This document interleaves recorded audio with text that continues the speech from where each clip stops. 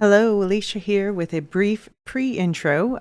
What you are about to listen to is a conversation recorded some months ago now between Luke, David, and I about some key lore setting up the original story in the Duneverse, but also a dive into the first 10 chapters of the book Dune. So the first half of the first section or book of the original Dune itself. If certain sections of this conversation sound familiar to longer time listeners, it's because I edited parts of this conversation into a discussion setting up Dune Prophecy right before that series launched on HBO. This version has all the Dune Prophecy discussion cut out. You can still hear that in the Imperial Palace novella breakdown in the public feed.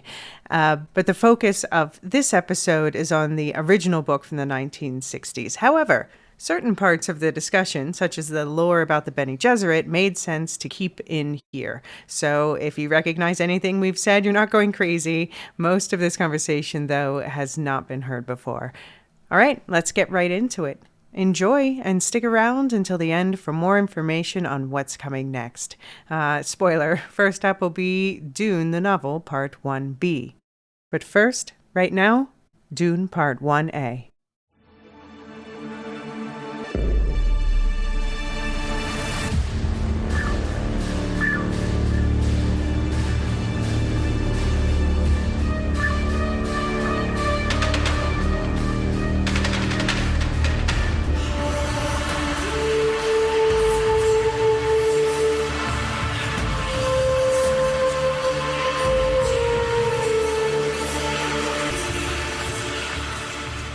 Welcome back to Woolshift Dust Does Dune. I'm Elysia, of course, joined by my co-host Luke. Hi, Luke. Hi, Elysia. You know, whenever you say that, my brain automatically goes to Debbie Does Dallas, and that doesn't say anything good about me. That's a you thing. Listeners, wipe that from your brain. I made the cover art. Yeah. But yeah, while we wait for Silo to come back, we're taking a step forward in our Dune series with the first part of our breakdown on Frank Herbert's book Dune. So we're going to be covering book 1, or we're going to call it part 1 of the first book to be less confusing. But then it's also confusingly has a subtitle of Dune. So Dune Part 1, Dune. Only we decided to do this first part of the book in 2 parts. More on that in a bit. But that means this episode will lay the foundations for what you need to know to get the story started, covering slightly less than the first sixth of the book. The chapters aren't numbered, but this episode's covering through the Hunter-Seeker incident and reveal that follows. I tried to count, I think it's 10 chapters. It's page 102 in one of my editions, page 77 in another. So, but basically, we're stopping at the chapter that starts with an excerpt from Muad'Dib, Family Commentaries by Princess Irulan, that begins, "It is said that Duke Leto blinded himself to the perils of Arrakis, that he walked heedlessly into the pit." So if you hear or read those words, you've gone just past what we're covering today. And don't worry, if all those names sound scary and foreign to you, they will sound familiar soon enough. And Luke, yeah, we are not protecting your innocence this time since you've read the book multiple times. No, I feel in a rare position of strength at this podcast. So yeah, me and Elysia are meeting as equals this time. So this is going to be a slightly different dynamic. And we also have, for this first part of this first episode, we're joined by a special guest, someone else who's read the book multiple times. Lorehound David, welcome. Well, thank you very much for inviting me to join in. It's an exciting time for Dune fans. Absolutely. Yeah, thank you for joining us. And I know Dune also holds a special place in your heart. In the intro episode to this series, which I have re-released just before this, Luke and I talked about our background with the series and why we care so much about it and are doing this. But David, what's your Dune story? You know, that's a good question. I was thinking about that today and trying to reconstruct from memory my experience and remembrances. There was at some point, well, let me reframe that.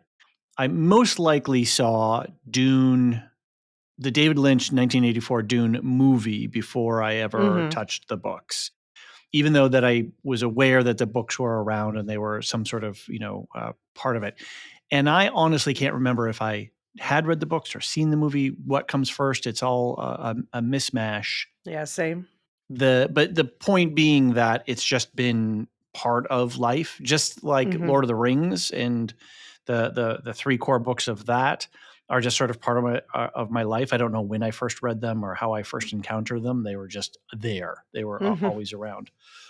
And then I certainly remember that, and I remember playing one of the various Dune video games, one of those strategy games Right. where you had to like harvest spice and build crawlers and those kinds of things.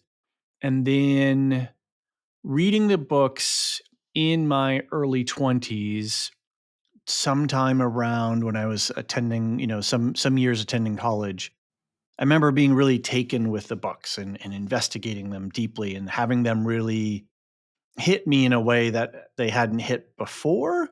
Mhm. And I think that it comes into play with a lot of the sort of coming of age stuff that goes on with Paul, questions of politics and the nature of reality. Even it just sort of hits at in that early 20s period of a young adult's life.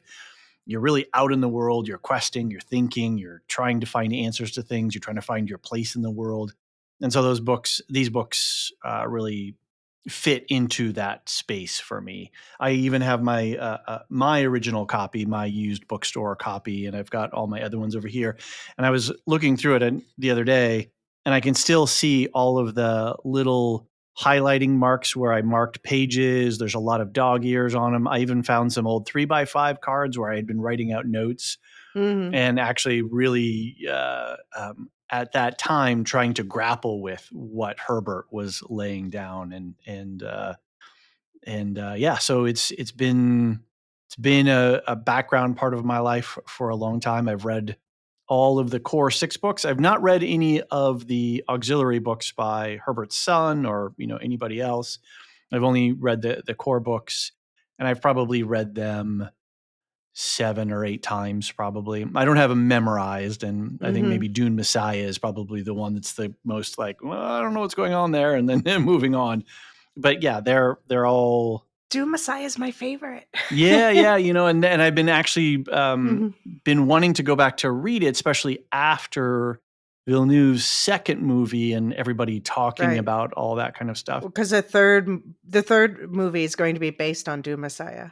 Right. And there's a lot of this conversation, and maybe we'll touch on some of it today, and maybe you'll touch on some more of it in future episodes of your podcast, where what is the what is the trajectory of Paul? What is the purpose of Paul? What's going on with Paul? And there was a whole bunch of discourse in the pop culture space around the second movie, and talking about Paul and power and Messiah figures, and I was like, yeah, but that's like a tenth of what else is going on in these books. It's just because Paul is set up to fail, but Herbert set him up to have press. I don't know. There was a whole bunch of messy stuff, and people are talking about how the second book is really an answer to the Mhm. question of Paul. And I'm always like, yeah, but there's always so much more. But anyway, I think that's the long-winded way of saying I really do Mhm. need to go back and read Dune Messiah again, because it's so distant in my memory, but it is a pretty pivotal book in the whole series.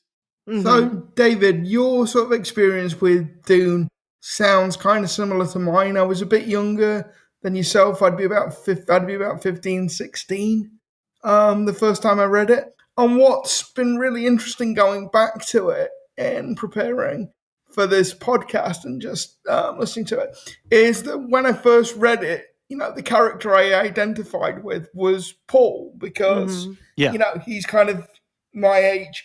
And as I read it as somebody that's older, I think the character I identify most with is probably Leto.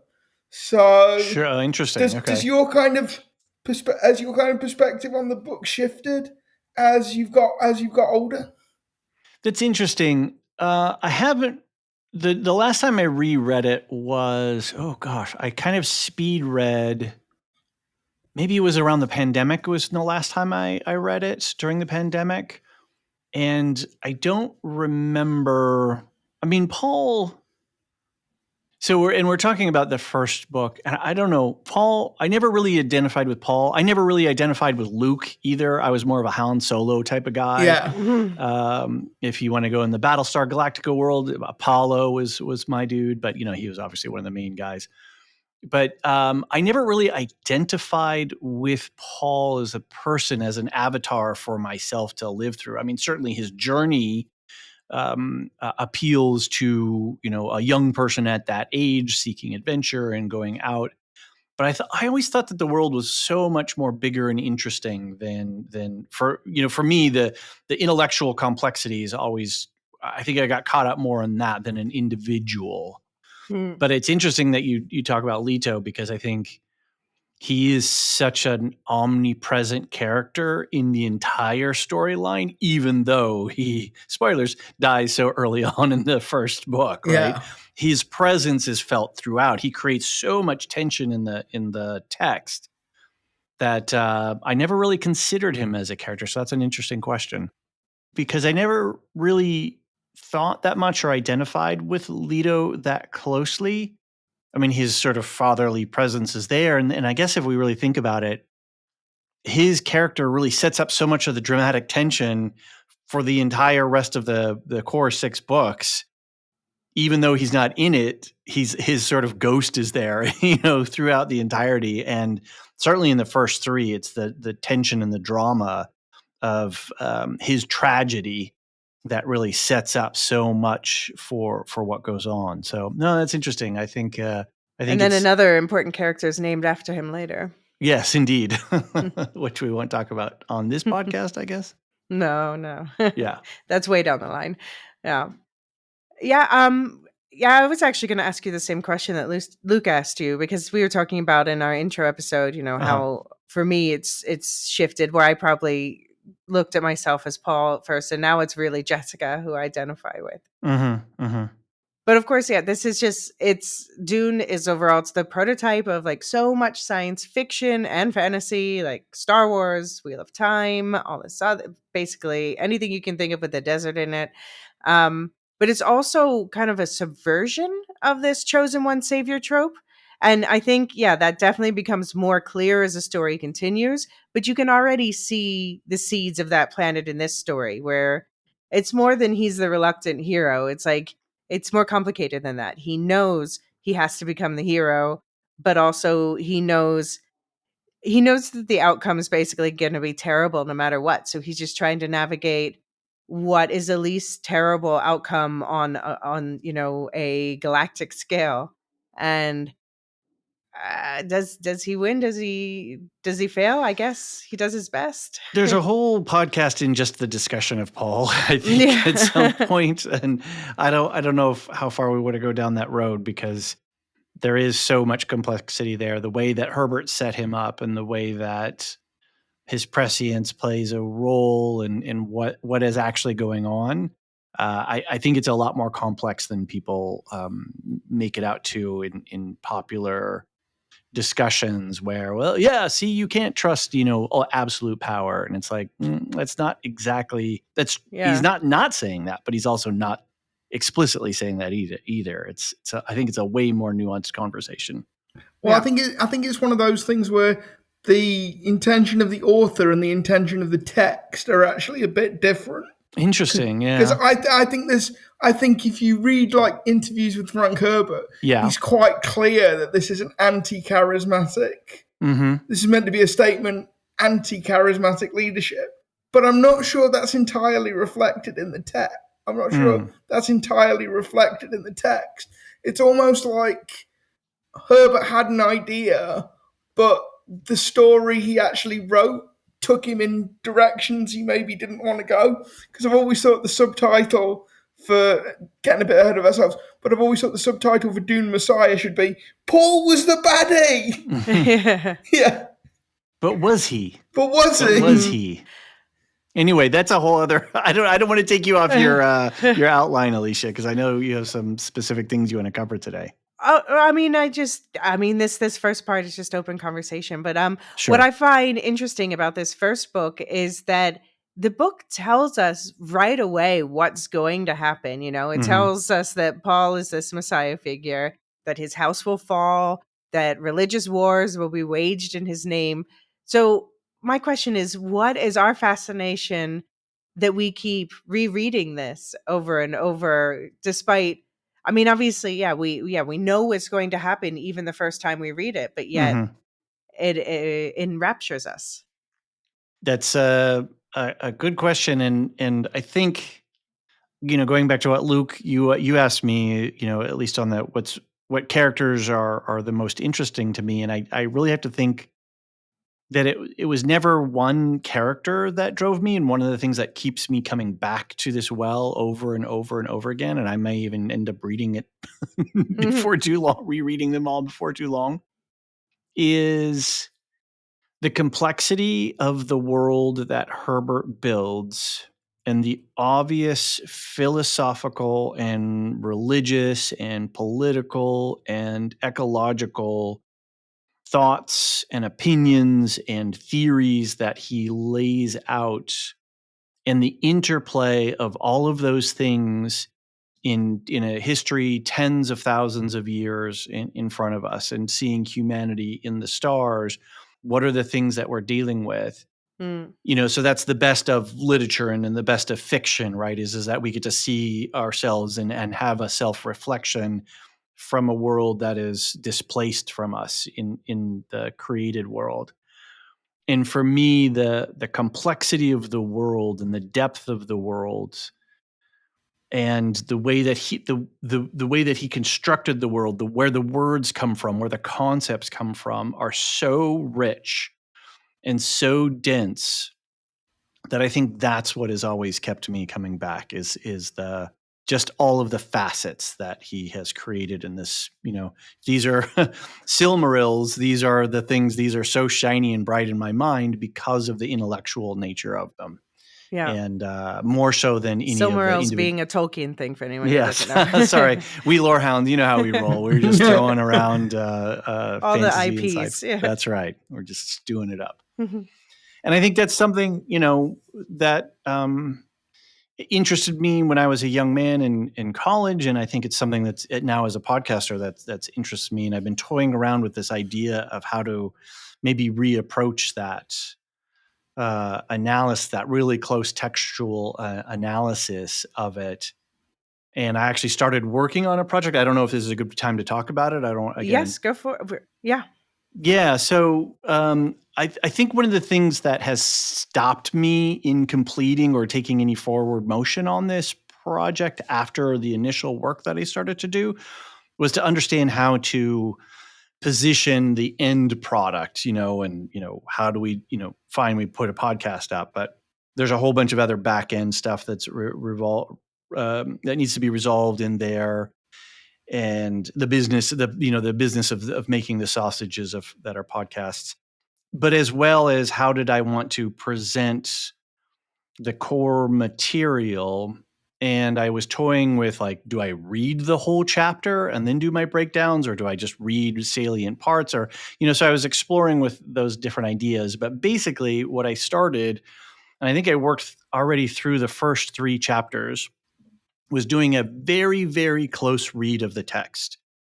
And whenever I came across a word like Kwisatz Haderach, or the Landsraad, or the Gom Jabbar, or anything like that, I stopped and I would go and I would get lost for about half an hour, 45 minutes, tracing down the roots of this word. What was that concept? Where did Herbert get this word?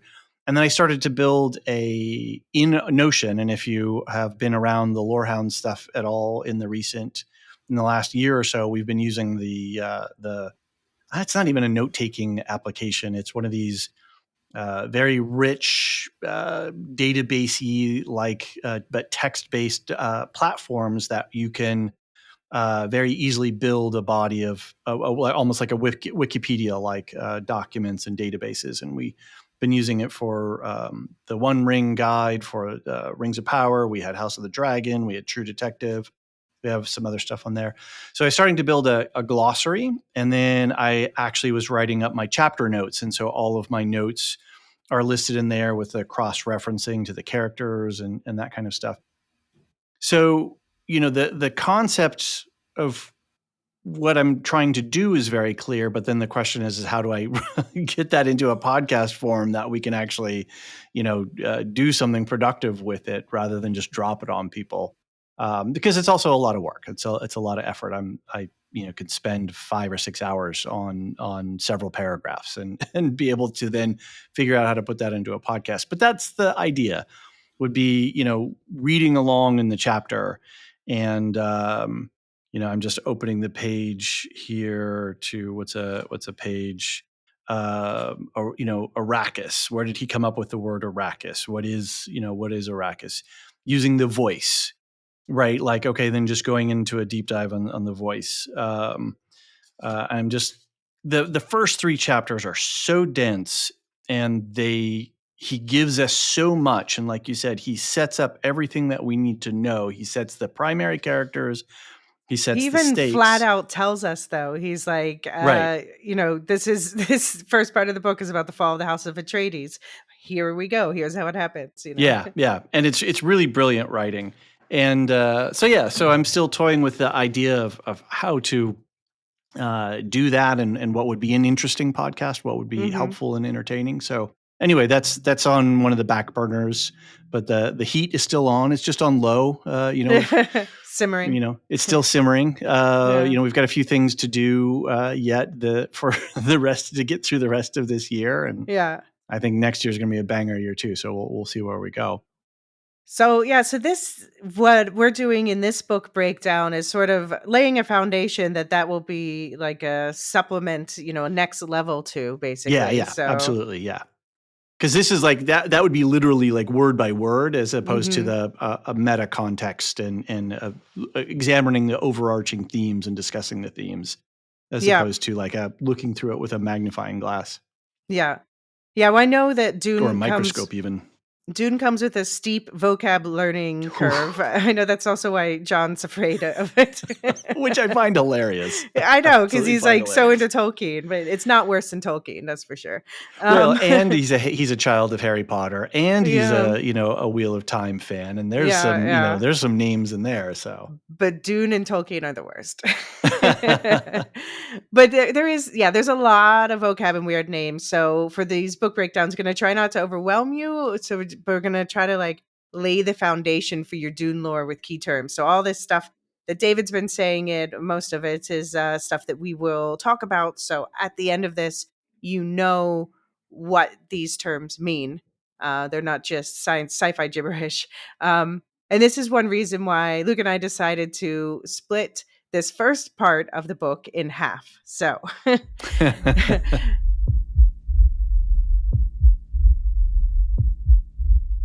Dune is divided into 3 quote unquote books, and we're going to call them parts to try to minimize the confusion. And the first part, which is again subtitled Dune, this episode is going to cover half of that first part, about almost. So hope you're all still following me, basically. And then we'll plan 3 more episodes after this to cover Dune Part 1B, then Dune Part 2, and Dune Part 3. Plus the power ranking of the most memorable scenes. And I'll bring this up again at the end. But if you haven't yet, please send in your top 3 most memorable scenes from the book to we'llshiftdustpodcast@gmail.com.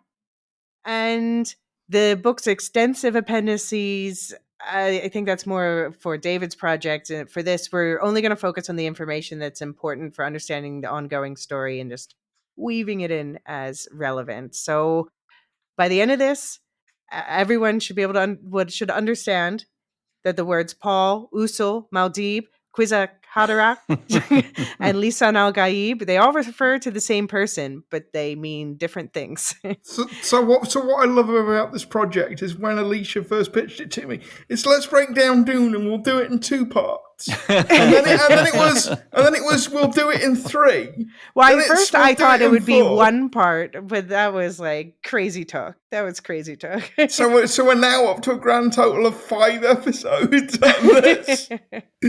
Listen, it's one of the densest, most important books in science fiction history. Yeah, definitely. And you're not even touching the appendices, and especially the Right. first appendices, the ecology of Dune, is probably one of the most mind-blowing chapters of literature I've ever read in my life. Yeah, I mean, yeah, we're going to weave that. It's about like the worm life cycle becomes important later in the book breakdown. We will be weaving discussion of that into, because that's important for understanding what's actually happening on our. Can I partially answer Luke's previous question quickly?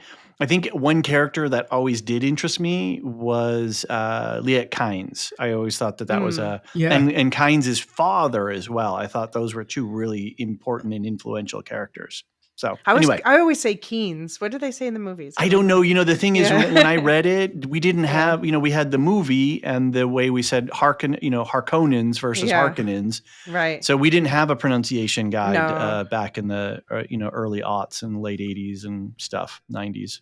Luke, what do they say in the audiobook? So it's Kynes and it's it's Harkonnen.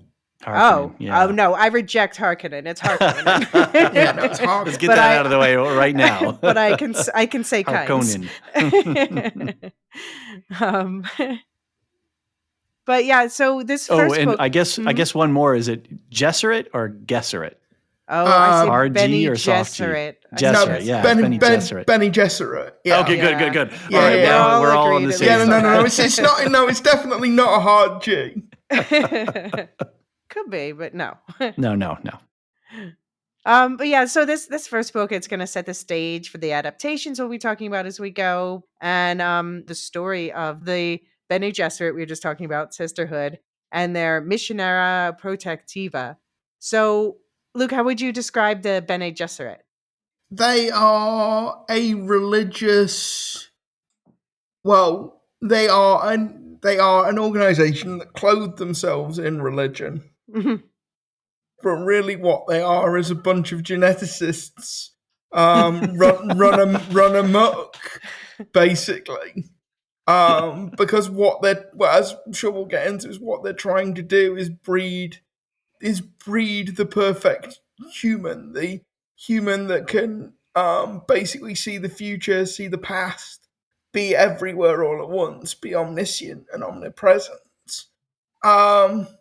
And at the same time, they are like one of the 3 pillars of the civilization, along with the Imperium and the Spacing Guild. So really, political power sort of shifts uneasily on this tripod between these 3 organizations. And it really all goes back to this idea that is mentioned in the prequels, that there is no artificial intelligence in the Dune universe. So in order to make civilization work, humanity has had to train itself to a higher state of physical and mental preparedness, perfection, whatever you want to call it.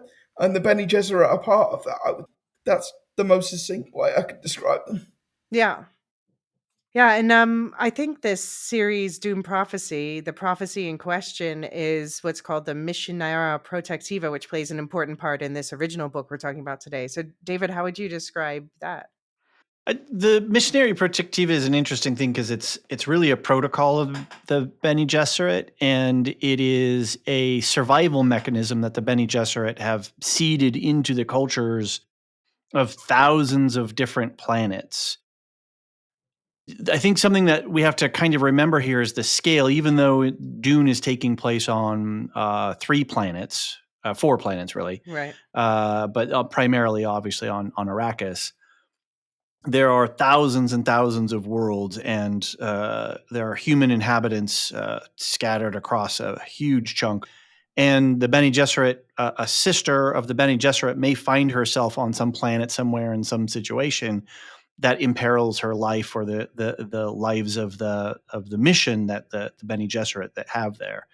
And what they have done is they've preceded this concept of various concepts that will work culturally as escape valves for them if they get into trouble. So maybe a common reference would be, maybe a relatable concept would be, in the Tintin books, right? The young adventuring boy, and he's out there, and then like, oh, it's an eclipse, and the eclipse means that, this is our god, and it's a sign.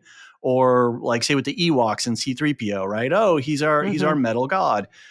They've preceded a mythology that they can then activate by saying certain words, phrases. They can act in a certain way with that culture. And then that culture will go, oh, these people are we can't harm them. We must help them, kind of thing.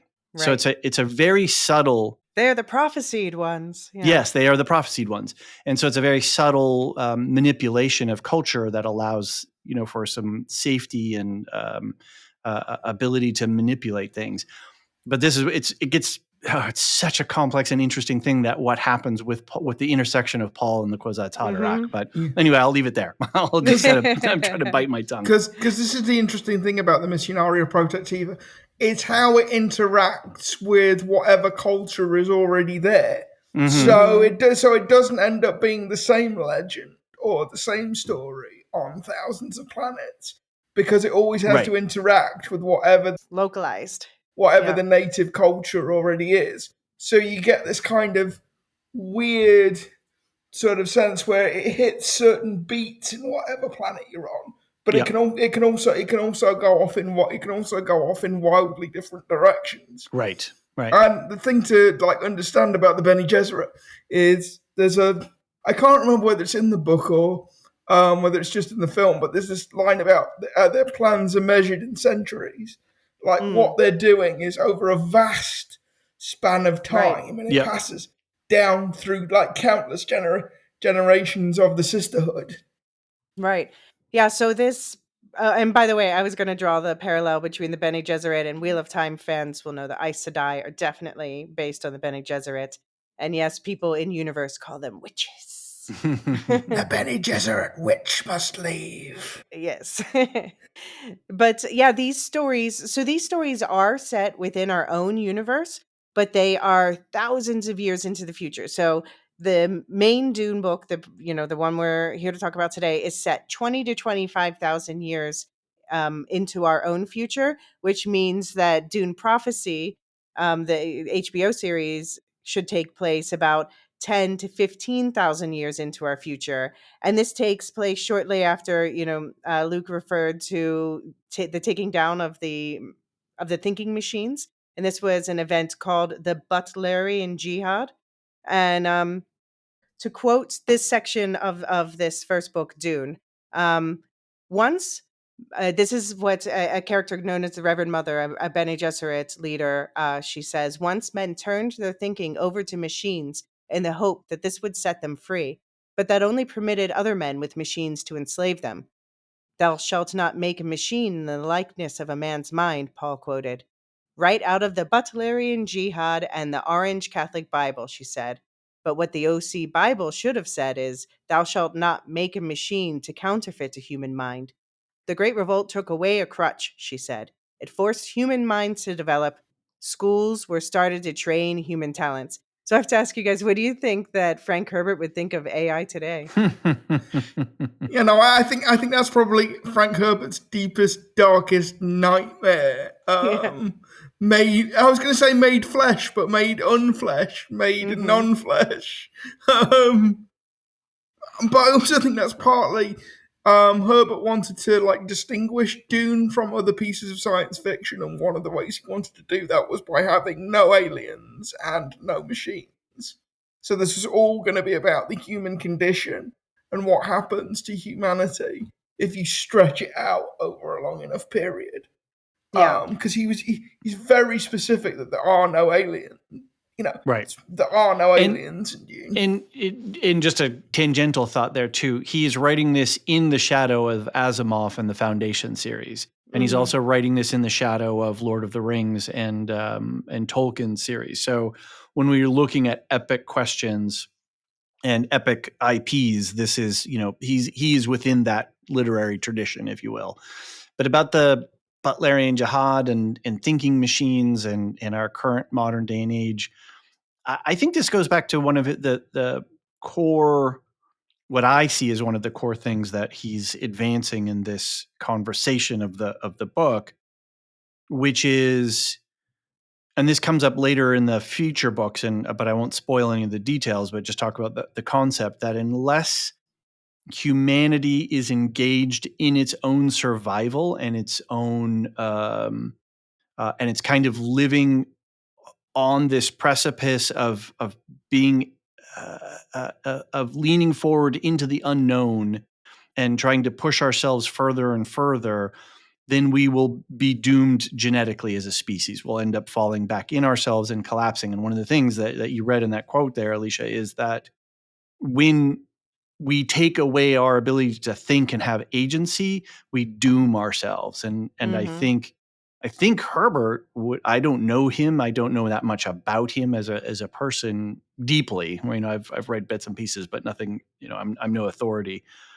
But I would see that he would see that this is I would think that he would see this, our current age, as we're going to have to go through this natural evolution. We are going to have to go through and grapple with AI was going to happen no matter what. Once the moment we figured out microprocessors, it was an inevitability. And so we have to grapple with it. That's why they're illegal in silo. Sorry. Very good point. So I think he's, like Luke is saying, he's giving us a warning, and like a good, I think the morality tale that is embedded in the Dune series as well is that he's trying to think through these things in a complex way so that we have something that we can reflect on. And that's something that we can actually bring into our daily lives right here and have awareness. We may not be, us three on a podcast aren't necessarily going to change ChatGPT's fortunes, right? But the fact that we're aware and we're talking about it is part of humanity grappling with that. And so I could see that he would probably see this as this inflection point as an inevitability. Yeah. And what we do after this is the real question. Sorry, Luke, I cut you off. And I mean, one of the things that makes me slightly uncomfortable about Dune and makes it a bit of a challenging book is, I'm not sure this is true of Frank Herbert, but Dune the book is definitely eugenics. He's definitely eugenics curious. And there's this whole thing about there's this whole thing where Paul goes on about like race memory and stuff like that, and this is a bit. I'm not sure I like this terminology and what it implies, to be honest. And yeah, I think I'm not saying Frank Herbert necessarily believed in any of that stuff, but the text kind of makes you a little bit uncomfortable. Goes back to your previous point about author versus text. Yeah. I mean, no, I think Frank Herbert is not a perfect person. I'll bring up something today that bothers me about it, but I do think some of his later books get a little funky. just a little bit. You can tell the guy had a healthy curiosity about magic mushrooms. Well, I'm thinking of him. I'm thinking of Gygax. I'm thinking of Roddenberry. I'm thinking of Asimov. They were all handsy. They all had very active imaginations and active libidos. But I do have to say, in the race memory in this way, I don't. He doesn't mean it like he means it as literally as lineage and sort of like a Jungian concept of collective unconsciousness that goes back through generations. It's not, but he says other questionable things. Yeah, I think all of it taken in context. Yeah, I stand by my statement that it's eugenics curious. It's not. Yeah, no, that's fair. That's fair. But it is interesting, like that these are set so far in the future. So the original book is set 25,000 years in our future, let's say ish. And so if we were to look that far backward in our own history, then we are in the Upper Paleolithic era. So this is when humans have made it to Europe and are just starting to create permanent settlements. So us to them are essentially the Stone Age, before there's even evidence of pottery being made. So we're just so far removed of all these groups we're going to be talking about today. the Mentats, which are the human thinking machines that replace computers, the Bene Gesserit, the Suk School of Conditioned Doctors, and the Spacing Guild, who are the ones who learn to use a spice to fold space and time and travel through the stars.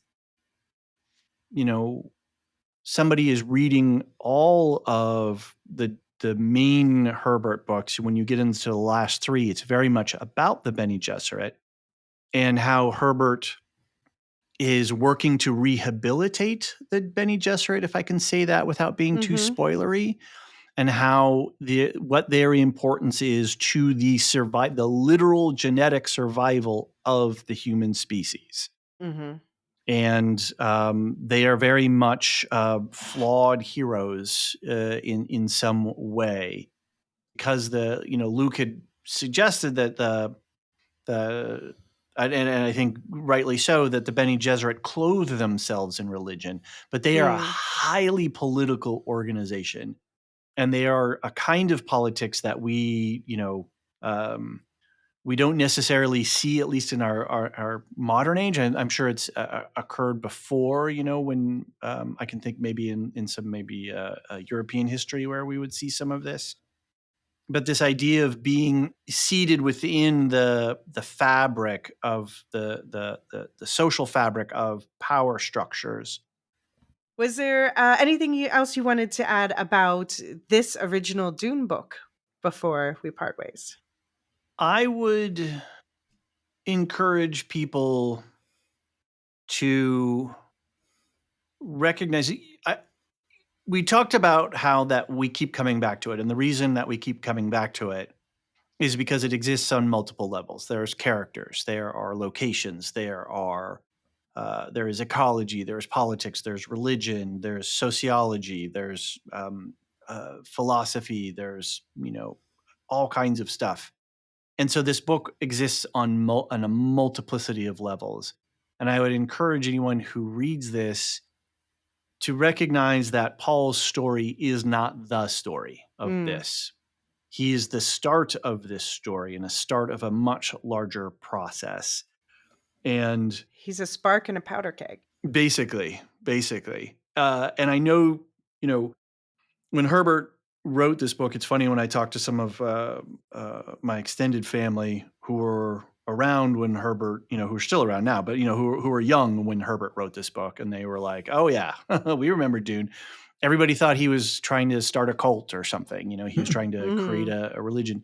And so part of his pushback on that was to then come around in the next couple of books and really try to alter Paul's character arc in some ways. He wrote in response to that. I don't know, because I think that he's already laying out his character arc at the beginning of this book. Like, I think he telegraphs the whole series in the first book. He may have, but he really puts some spin on it in subsequent books to really try to push back against the idea. It's debatable. Yeah, so I think the point that I want to get to, and I want to hear what Luke, just give me a second. Okay. Is that that I would encourage people to see beyond the Paul character when they're reading the first book. It is very clearly a coming of age young man coming into, whatever. But there is when you take that layer off the top of just this book and you go down into the rest of it, there is so much more going on. And I think that is what the power of this first book is this in the world, in the creation of the world. So Luke, sorry, No. I think I was trying to butt in. So I agree with Elysia that that Paul's arc is very much laid out in the first book, but it's interesting what you say, David, because I kind of get the sense that Herbert is a bit annoyed that people missed his point. Yeah. So he goes back in Dune Messiah and makes it really explicit. Really explicit. Yeah, so that if the people in the back aren't quite getting it, yeah. But he was freaked out. He was legit freaked out because people were coming up to him and they're like, where do I sign up for your cult? You totally misunderstand. You totally This is an anti-cult book. Yes, exactly. Yeah.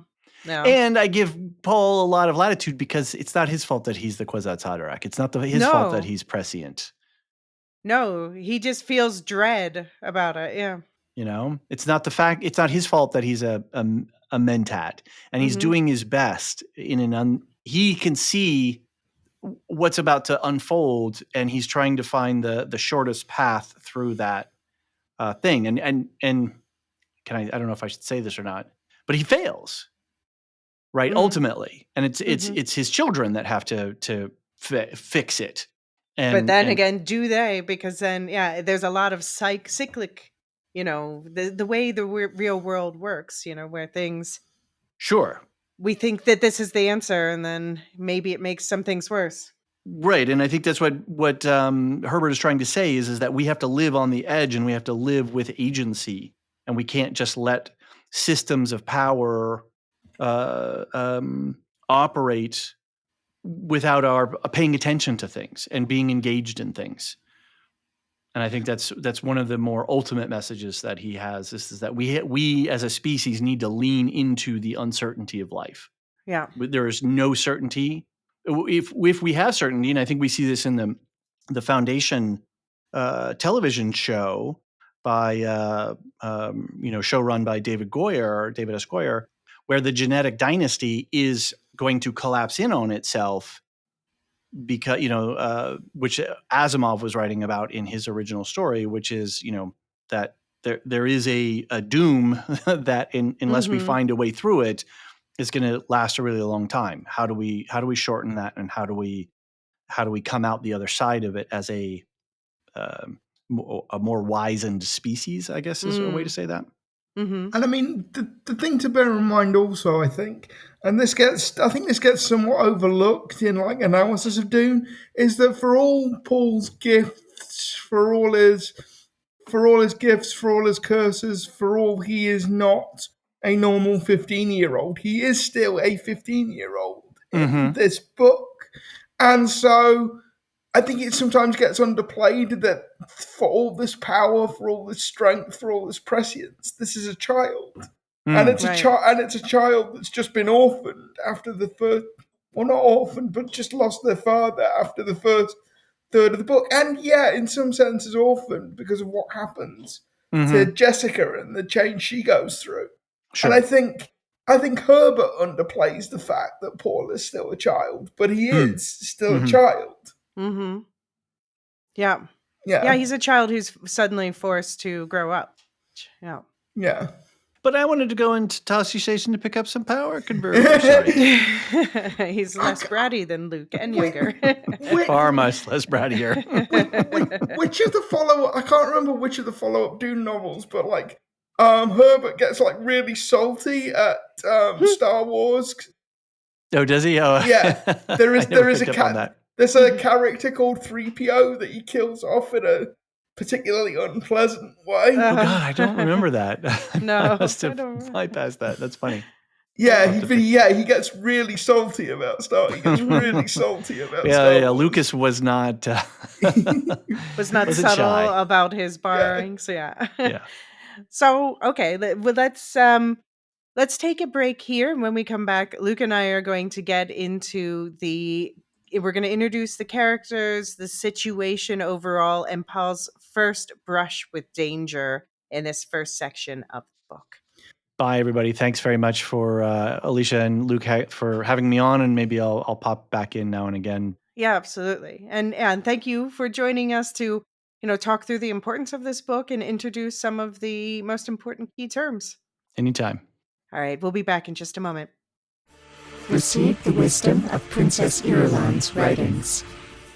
So I guess, we kind of have been spitting out spoilers for the entire series, but that's exactly what Frank Herbert does. But just in case there was any doubt, this is your spoiler warning for the in-depth of the first almost 1/6 of the book Dune, about like 75 to 100 pages, depending on which edition you have. I think it's 10 chapters, but anyway.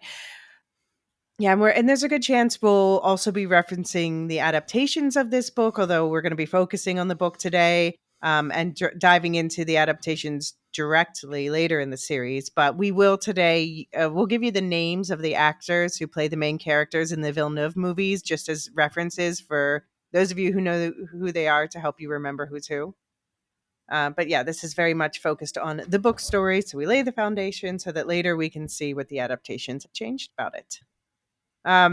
So in that clip that just played as we came back from break, Princess Irulan was referenced, and this is the character played by Florence Pugh in the Villeneuve movies. And Luke, do you want to remind people who she is? We mentioned her in the intro, but So she is the daughter of the Padishah Emperor Shaddam IV.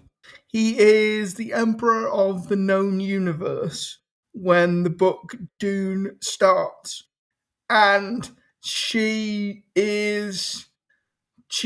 basically spends her life writing a history of her times.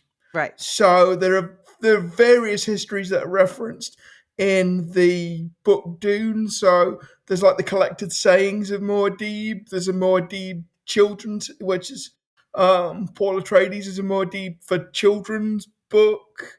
There's like a history of like Muad'Dib's family. So there are a lot. Like Princess Irulan is definitely a very prolific author yeah. in the years after Dune takes place.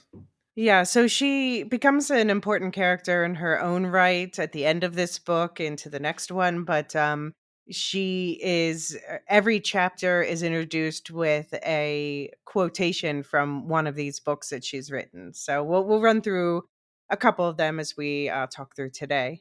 But yeah, give the intro episode that we did that was just re-released in this feed a listen if you haven't yet, for the whole backstory of how this book was created and published in the first place. I bet you didn't expect that an auto repair manual publisher would be the ones who brought perhaps the greatest epic of science fiction to the world.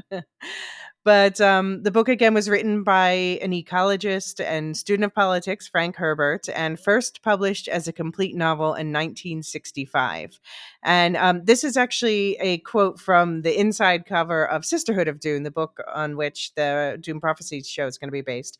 And they point out there, Dune became the first novel ever to win both of science fiction's highest honors, the Hugo Award and the Nebula Award. Later, as the number of fans grew, Children of Dune became the first science fiction, which is like a sequel in the original series, became the first science fiction novel ever to appear on the New York Times bestseller list. When David Lynch's film version was released in 1984, the novel Dune hit number 1 on the New York Times. So just, yeah, it was a foundation that series was begun before the Dune series, but this is the one that kind of broke through for science fiction in mainstream. And not to get into it, but I think it is a better book. Then found it. I'll Than be honest, Foundation. I did not get far in the Foundation series, so I guess I'm inclined to agree. Yeah. Although, great is so many interesting ideas there too, and the TV show is good. But anyway, so the dedication inside this book, my edition of it at least, is to the people whose labors go beyond ideas to the realm of real materials, to the dry land ecologists, wherever they may be, in whatever time they work. This effort at prediction is dedicated in humility and admiration. So yeah, we talked about his AI prediction. This was released in 1965 again, but his primary interest really is ecology, and that shows through in glimmers here in this book, Yeah, and more in later books. Frank Herbert was, and we touch on this in the re-released episode. Frank Herbert was a man of very wide, very varied interests, and all of those are reflected in Dune. From his interest in politics, his interest in ecology, his interest in Middle Eastern history and languages and religious studies, and also, like it has to be said, his interest in, like I said earlier on, his strong interest in magic mushrooms. Because well, that's called imagination. Yeah. But so opening the actual first page of the novel, we get the first of Princess Irulan's writings. And so I'm going to just read that out because it does set the stage, but it's a big vocab drop. So don't worry. After we read it, we're going to break it down, the terms in the passage, to set the stage for the story to come, because all the things she's saying now are important. And you've heard already Luke and David saying some of these things as well. But so from Manual of Muad'Dib by the Princess Irulan, She says, a beginning is a time for taking the most delicate care that the balances are correct. This every sister of the Bene Gesserit knows. To begin your study of the life of the Muad'Dib, then take care that you first place him in his time. Born in the 57th year of the Padishah Emperor Shaddam IV, and take the most special care that you locate Muad'Dib in his place, the planet Arrakis. Do not be deceived by the fact he was born on Caladan and lived his first 15 years there. Arrakis, the planet known as Dune, is forever his place. So, in Muad'Dib, as she refers to him here, is Paul Atreides, played by Timothy Chalamet in the recent movies. And this first book is very much his story. And it does mostly take place in Arrakis, but we begin on the watery planet of Caladan, which is where he grew up. Now, Luke, does Caladan sound like a planet you would like to live on? Yeah, it sounds like a really nice place, and I Yeah. think that's deliberate. It Mm-hmm. makes Arrakis seem even even harsher, and it makes the Atreides seem even more out of place for Caladan to be this lush, pleasant, almost sort of idyllic Mm-hmm. world, and it's kind of left unexplained in Dune, but one of the sort of interesting things going on in the background is how the Atreides become such a powerful house within Mm-hmm. this feudal system when they're based on a planet that doesn't have like masses of natural resources, unlike Arrakis. So yeah, I think Caladan is I think the way Herbert portrays Caladan is deliberately done as counterpoint Mm-hmm. to Arrakis. Yeah, I mean, it's very much my type of place. A lot of water. I like I like watery places. I am definitely not a Fremen. Um, but it's also the Castle Caladan. It's been their home for 26 generations. So that means like well over 500 years, like 600 or so years. And then suddenly the emperor comes in and was like, "Congratulations, you get to move to this harsh desert planet, but it'll make you rich if you don't die." Yeah, and sort of yeah, it's sort of this idea of this is obviously because you get this very early on in the book. This is one of the great houses. This is a feudal system, and this is one of the major dukedoms. This is one of the major powers in this system, Right. and like you do get the sense that the Atreides are are rich. They're not as rich as they will be if everything goes right on Dune, but they are a major force to be They're reckoned not with. wanting for Yeah, resources or money or yeah. yeah. Yeah. Yeah, they're one of the greatest houses stretching back many millennia. They are related, in a cousins kind of way with the emperor and with their greatest rivals as well. But yeah, this is also very much based on kind of medieval European royalty, where it's a lot of intermarriage, especially when the Bene Gesserit are meddling. I mean, I think this is one of the cool things about Dune because if humanity, did spread out across thousands of worlds, the Mm-hmm. odds are just for the simplicity of managing a polity that complicated, you would have to resort back to something that looked a lot like feudalism Hmm. because the emperor a can't manage a domain that big directly himself. So he's got to create dukes, he's got to create barons, he's got to create people who can rule in his name, who can Mm-hmm. rule in his stead. So I actually think it's quite clever, and I think Herbert has thought through the implications of okay, humanity is this large and it's this spread out. What kind of politics does that invite? Yeah. Yep. And they have their own family crest, which is the red hawk. Just that comes up as an important symbol from time to time. So just pointing out House Atreides, red hawk. And yeah, this name Moadib keeps coming up and is going to keep coming up. It's one of the many names that Paul will take on. It's the name of a desert mouse that lives on the planet Dune, and it's also the name of a constellation you can see from there. Um, and in the it's also the name of the second part of the 3 parts of this book. So it's very important. And don't worry, we'll be repeating this word and other tough but important vocab words and reminding you multiple times what they mean as we move through our breakdowns, including the adaptations. Another term that's come up that you've brought up a couple of times is the Padishah Empire. Padishah Emperor, and he is the head of. So we have these great houses, the Federated Great Houses of the Landsraad, which I have to point out, Landsraad is a Dutch word, and it basically means like Council of Nations. Yeah. But so to quote, I think this is from the Wikipedia, founded long before the Butlerian Jihad, but rising in prominence during the early days of the Carino Empire. And this is set during the Carino Empire because the Padishah Emperor, who's played by Christopher Walken, by the way, he is a member of House Carino. And this is one of the 3 great houses that play an important role in this first part of the book. So we've got House Carino, the Emperor's house, House Atreides, Paul's house, and the reviled House Harkonnen, which we've been talking about, where in the film, the Baron, the head of this house, is played by Stellan Skarsgård. But yeah, just on the linguistic side, Padishah is a Persian word, which means the Shah of Shahs. So. Yeah. And it's also the name of a dynasty in, I want to say it's like 15th, 16th century Persia. So the Padishahs were both, it both means king of kings, but it was also taken as a surname by a Persian dynasty in the 15th century, I believe. Okay. Yeah.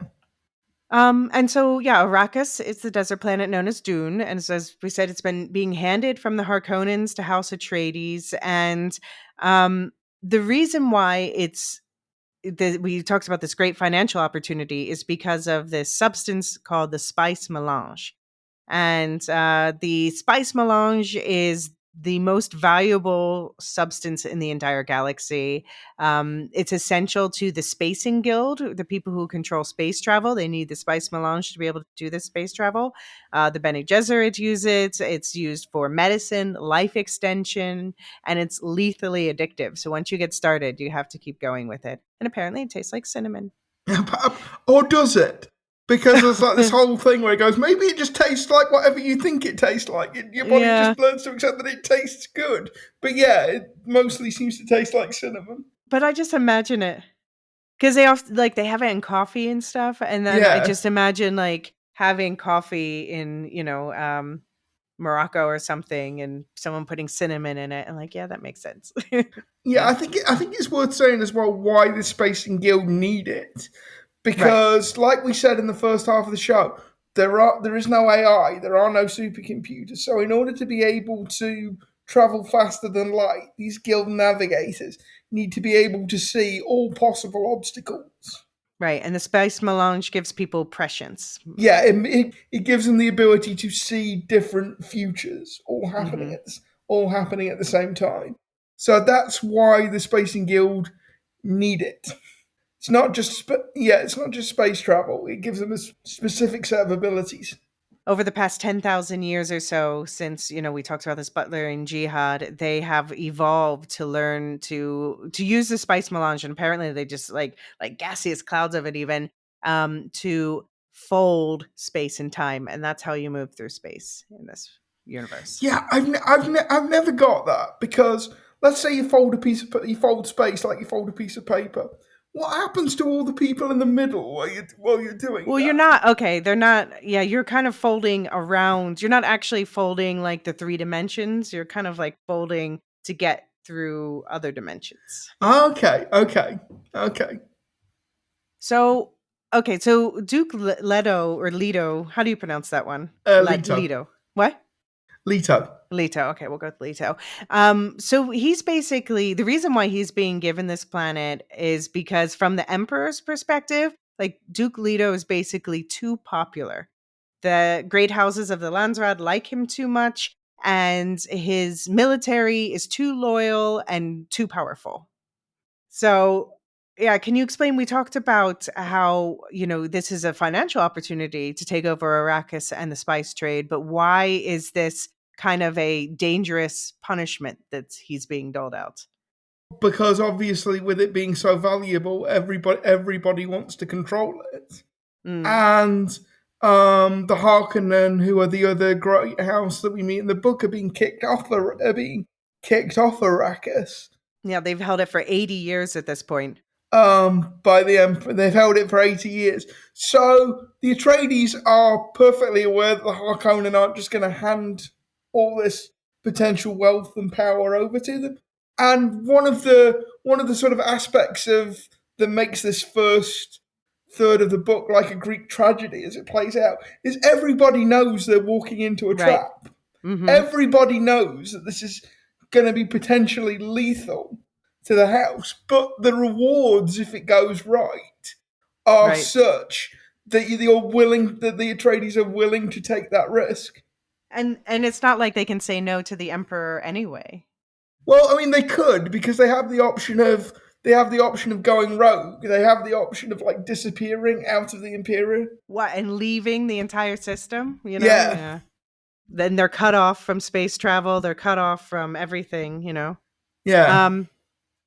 Yeah, it's people like in the beginning of the book, people are just like the Reverend Mother just flat out says to Paul, "Your dad's gonna die soon, and don't die with him." Basically. Yeah. And Paul, he's just like he just wants to spend more time with his dad because he thinks his dad's like super cool. But it's so frustrating because I sometimes hear like the Duke Leto like compared with like Ned Stark as this kind of, like babe in the woods. Well, I don't think Ned Stark's that naive either, but yeah. Yeah, doesn't really know the danger he's stepping into. And I agree with you. I don't think Ned Stark is that naive. But Leto is not naive at all. He knows exactly how risky what he's about to do is, but he's almost compelled to do it anyway because, like you say, you can't say no to the Emperor without either running after the Imperium altogether or starting a war. And if he somehow pulls this off, Paul could be Emperor one day. Yeah. And that's what the Emperor is worried about, obviously. Yeah. Yeah. And so we can't talk about all this wealth in the galaxy without talking about, and here's another one we have to discuss pronunciation. Do you say CHOAM Company? CHOAM. All right, we'll go with CHOAM Company. It's an acronym. So CHOAM stands for Combine Honet Ober Advancer Mercantiles. So that we're pulling from some languages like German, but it's basically, this is the super corporation that controls all commerce across the cosmos. And the Emperor and his allies currently control 59.65% of this company, and thus almost 60% of the wealth in the galaxy. And when the Atreides are given this new position on Arrakis, this comes with, they must be given a directorship position in the company as well, which they did not previously have. Meanwhile, the Harkonnens, they're planning, they're in on this whole, like, let's get the House Atreides plan. And so they've been stockpiling the spice while they had control of the place. And now they mean to interrupt the production of spice so that the Atreides are blamed and the Harkonnens don't hurt because they have this stockpile they've been building for like a decade or so. So we have this situation where there's tension between the Landsraad of the great houses, the CHOAM Company, and the Spacing Guild interests, and then the Bene Gesserit, who keep insisting they only exist to serve. They, on one hand, like the Bene Gesserit do want to control everything, but it's because they hope through their schemes that they can minimize the damage of this inevitable coming fallout. So that's why they're doing so much. Yeah. And there's a great line that I think is really that is true and is a really great line where the Reverend Mother goes, the universe, the political system of the universe is a tripod, and a tripod is always the most unstable system because it's always this constantly shifting balance between these three elements, and nobody quite knows where power is going to shift next. Whereas if it's 2 legs or if it's 4 legs, it's easier to predict where power's going to go, and it's also easier to balance against that power. So I thought because going off into like putting my professor hat on for a second, there's a theory in international relations that actually says that you're more likely to get wars when you have 3 players in a situation Oh, interesting. than when you have 2. Okay, I didn't realize that was a real world theory as well. No, that's a real world thing. It's the idea that power systems that are based on 3 parties are inherently more unstable than those based on 2 or 4 or Okay. basically any even number. All right. Well, then, yeah, they have a good point. Yeah. So we keep mentioning the Bene Gesserit. Now, one of the most important Bene Gesserit characters is Paul's mother, Jessica, who's played by Rebecca Ferguson in the recent movies. And she has a former teacher who she served and learned from for at least 14 years, and she both loves and hates. And this former teacher, she has the status of Reverend Mother, which is, someone a higher level status, Bene Gesserit. Her name is Gaius Helen Mohaim.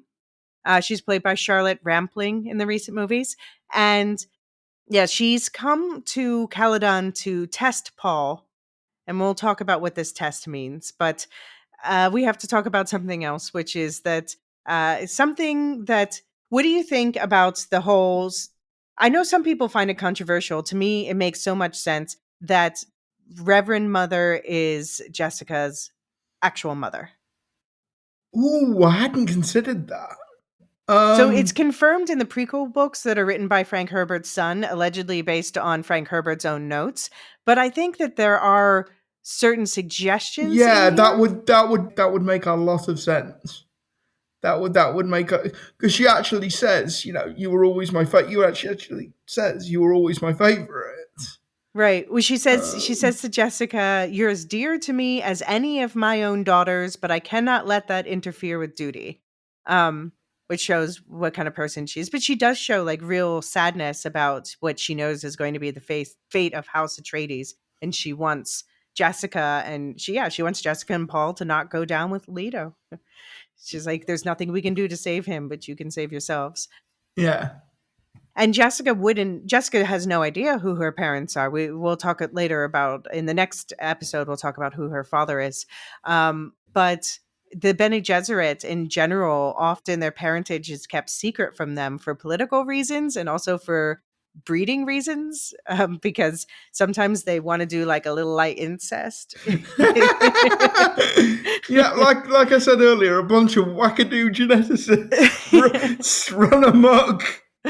I mean, yeah, they have this kind of breeding program because they want to create, we keep using this term, Kwisatz Haderach, which is a Bene Gesserit term, which is kind of like the male Bene Gesserit. We'll keep explaining and expanding on what this means as we go on, but let's just say it's a male Bene Gesserit savior figure.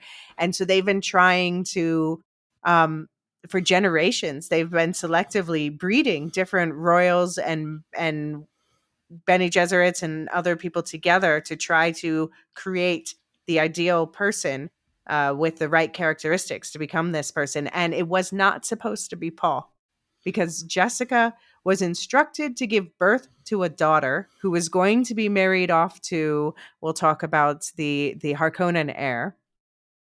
And but Duke Leto, who's played by Oscar Isaac, by the way, in the movies, he's her partner. He never married her. She's technically his concubine, but she's like there's no one else in his life. She is the one and the parent of his heir. But he wanted a son, and she loved him so much that she was like, "Okay, I'll give him a son." And so yeah, the Reverend Mother and a lot of people are like, "Jessica, you did the wrong thing." But let's see, maybe this guy is. Maybe we got the Kwisatz Haderach as a generation early. Yeah. So yeah, like the Bene Gesserit have such like exquisite control over their own bodies that they can choose when they Right. become pregnant and which sex the fetus is going to be as well. Mm-hmm. Yeah. Yeah. And so This is Mother Mohiam's description to herself in her head of Paul, just to lay out a description of him. A face oval like Jessica's, but strong bones. Hair, the Duke's black, but with a brow line of the maternal grandfather who cannot be named. Oh, he shall be named later. And that thin, disdainful nose, shape of directly staring green eyes like the old Duke, the paternal grandfather who is dead. I mean, actually, if you're looking at that as a casting director, like Timothy Chalamet, pretty much does meet that physical description. Yeah, no, I mean, I Yeah, think the casting is great for the films. yeah. And by the way, I don't really bring up the paternal grandfather again. He's apparently was a bit of a bastard, but he's not that important to the story. No, There's a like portrait of his that she hates. yeah, like Leto's dad was clearly something of an exhibitionist. Was clearly somebody who was very harsh on Leto. Was Hmm. very harsh on Leto's upbringing, and Jessica kind of puts all Leto's bad traits, his secretiveness, his harshness, his That's all his dad's fault. yeah, Yeah. that's all his dad's fault. And Hmm. we know his dad liked bullfighting because there's a painting Right. of him in with a bullfighter's cape, and there's the bull that killed him. Its head is mounted in the dining room with the blood still on the horns. They added a fixative to the horns so that the blood didn't run off. So clearly the guy was a bit of a showman. Hmm. I'm Yeah. getting kind of vague Robert Baratheon Right. vibes. Yeah, But less of not like a drunkard or just kind yeah, of. But yeah. yeah, No, he's not loved. He's not loved. yeah, it's the idea. Eat the pig that killed me. Right. Mount the head of the bull that Right. killed me. Yeah, so I think he was probably respected, but Leto, his son, has more loyalty out of love from people, I think. Yeah, Yeah. But the Reverend Mother, she is, by the way, also the Emperor's truth sayer, which makes her feared by all. And so, truth saying, it's a talent that you can be born with and or develop. And so, the Reverend Mother discovers that Paul is a natural truth sayer, though his mother is not. And she's not convinced yet that he's the Bene Gesserit's fabled Kwisatz Haderach, but she seems to be rooting for him, but tells Jessica to also accept that he may die. She's like, "This is the Bene Gesserit way," to Paul, like, "Just accept your father will die, and you'll impress me." Um, but yeah, truth sayers often also use particular drugs to open their minds and enhance their abilities. So obviously the spice is a great one for that, but there are other drugs that they use. We'll see at least one ceremony later in the book about a becoming a slightly different type of Reverend Mother. But just to quote from the book, the Reverend Mother says to Paul, "Now, lad, do you know about the truth sayer drug? You take it to improve your ability to detect falsehood," he said. "My mother's told me." "Have you ever seen a truth trance?" He shook his head. "No." "The drug's dangerous," she said, "but it gives insight. When a truth sayer's gifted by the drug, she can look many places in her memory, in her body's memory. We look down so many avenues of the past, but only feminine avenues." Her voice took on a note of sadness. "Yet there is a place where no truth sayer can see. We are repelled by it, terrorized.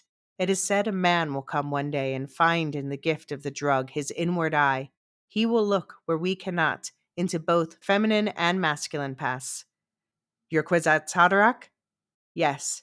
The one who can be many places at once, the Kwisatz Haderach. Many men have tried the drug, so many, but none have succeeded." "They tried and failed? All of them?" "Oh no," she shook her head. "They tried and died." So that's setting the stakes. I remember very clearly the first time I read that because that was the moment where I knew, all right, I'm in, I'm hooked. I've got to finish this book. That's it. You've got me. Yeah. Will he die? Well, Will he? eventually everybody dies. Yeah, but no, it's just, and it's used in so many of the adaptations as well because it's such a great line. They tried and failed. They Hmm. tried and died. Died. Yeah. Yeah. Yeah, but Paul's already showing signs. He's already having dreams of the future. And so the Reverend Mother wants to hear about them, of course. But she came to give him a test involving something called the Gom Jabbar. So, yeah, how would you describe the test overall?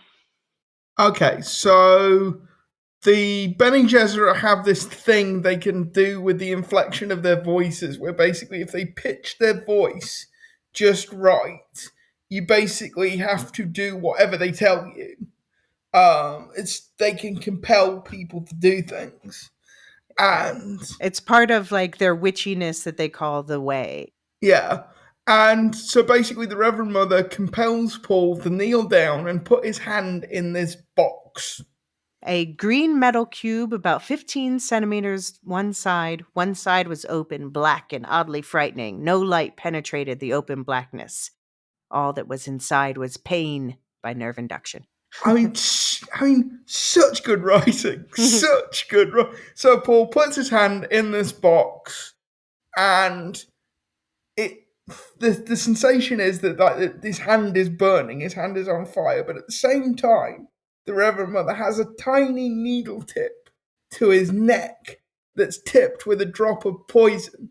That's And if called the he Gom Jabbar. yeah, and if he moves, if he flinches, if he takes his hand out the box at all, he'll scratch his neck with the poison and he'll die.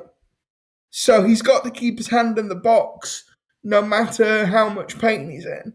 And what this is a test to try and determine is if you're human according to the Bene Gesserit, because the Bene Gesserit think that a human would always keep their hand in the box because they know the consequences of taking it out, and a human would always have the self control to keep their hand there, whereas an animal would just react on instinct. Yeah, so to quote the book, the old woman said, "You've heard of animals chewing off a leg to escape a trap? There's an animal kind of trick. A human would remain in the trap, endure the pain, feigning death that he might kill the trapper and remove a threat to his kind." Is that true? Do you think that's accurate? Would you be able to keep your hand in the box? I mean, but she's not saying that all people who look human have that level of Yeah, self, because basically what she's asking is, can you master your base instincts to survive? yeah. That's what I'm saying. Do you think you would be able to? I mean, guess if I knew if I took it out, I would die. I mean, but it sounds so okay. So the Gom Jabbar means the high handed enemy, and the only rule keep your hand in the box and live, withdraw it and die.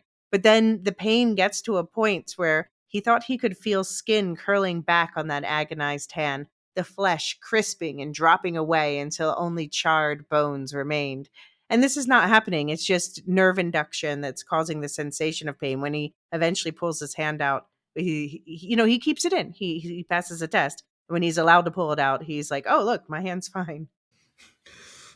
Oh yeah, like again, like that whole thing, like taken as a chunk of text, is so well written. Mhm. You can literally feel your hand start to like curl, or at least I did when you first read that. You Yeah. literally feel Yeah, your yeah. hand start to curl into a ball. Yeah, it's so well done and so unpleasant.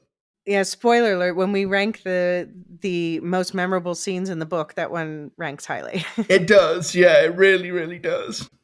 Yeah. I also pulled out a couple of lines from the section because one of the things that I complain about with Dune Part 1 from Villeneuve is that I feel like he made Jessica too much of a crybaby in the first movie. He, of course, corrects in the second movie, but so I pulled out one quote showing that Jessica is not the crybaby he makes her out to be, and then a second quote that kind of supports him. So the first one is Jessica's. So while this whole test is going to happen, Jessica has to just like stand outside the door knowing that her son is going through this. And she's gone through it herself. It's part of becoming a Bene Gesserit. But she also knows that if he flinches, he's dead.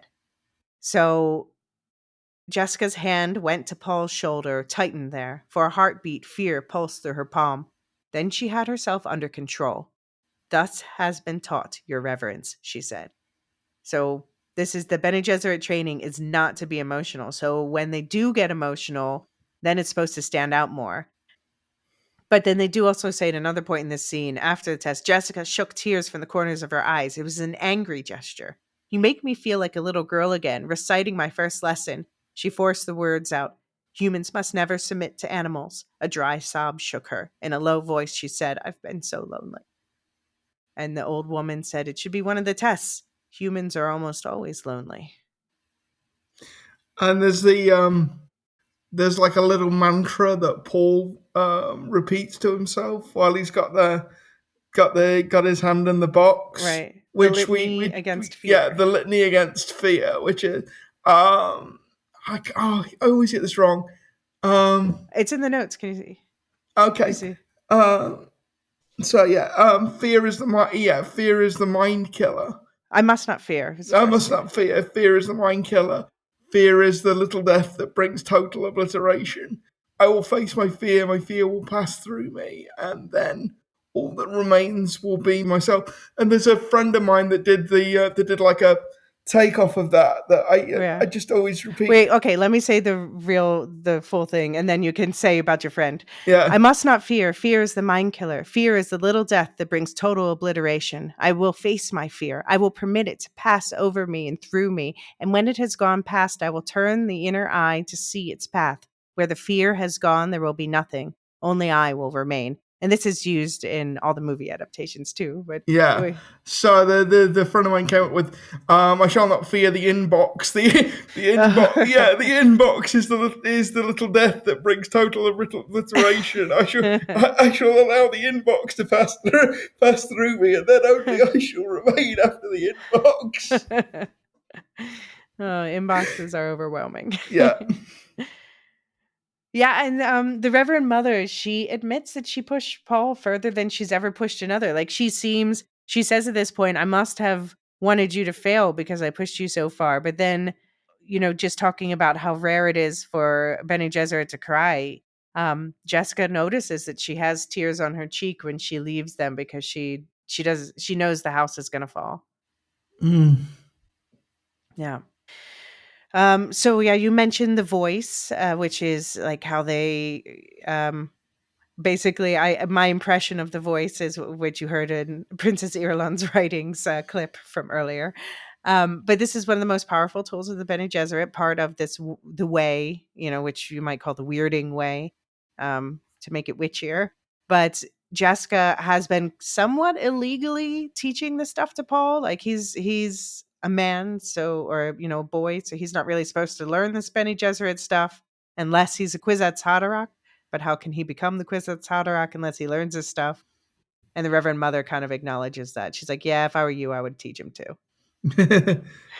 I mean, the best use of the voice we'll probably cover it in the next episode. Right. But when Jessica uses it on Thutha, and he's like completely wigged out that this even exists as a thing, because he's kind of one of the advisors to the Duke, and he's kind of heard rumors of all these weird witchy powers that Bene Gesserit have, but he's never actually experienced them. And the way Herbert writes that back and forth between the two of them is just so good. Yeah. Yeah, Paul, he's learning all this stuff and more we'll talk about. He's beginning to sense his own terrible purpose. And he uses this phrase a lot throughout the book. My terrible purpose, my terrible purpose. So, he's not like super excited to be the savior.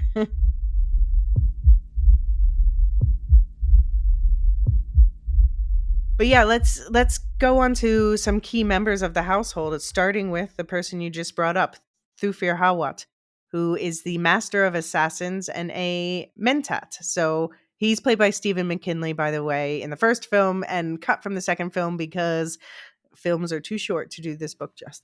Yeah, it's so weird when I picture these characters in my head. They're a weird melange now of the Villeneuve movie and the Lynch movie. And Thufir Howard I can't remember the actor's name off the top of my head, but Thufir Howard is definitely the guy from the Lynch movies. He's not Stephen McKinley, because Stephen McKinley is just not in the film long enough to That's And fair. yeah, and Thufir is one of my favorite characters.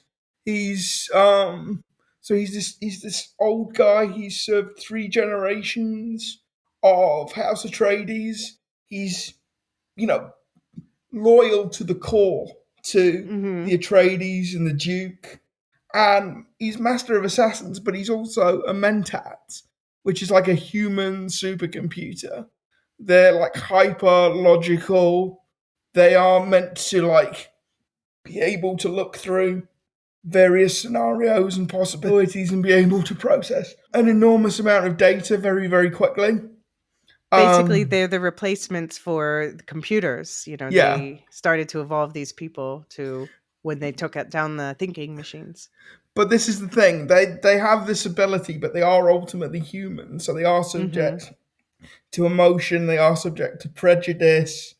They are subject to all the kind of mistakes that a computer wouldn't make. But they also have greater insight than a computer because they have access to human emotion and human frailty as well. Yeah, and they in the first book, it's funny. There's something called Sappho juice, which is mentioned in the first book, which is something that mentats drink.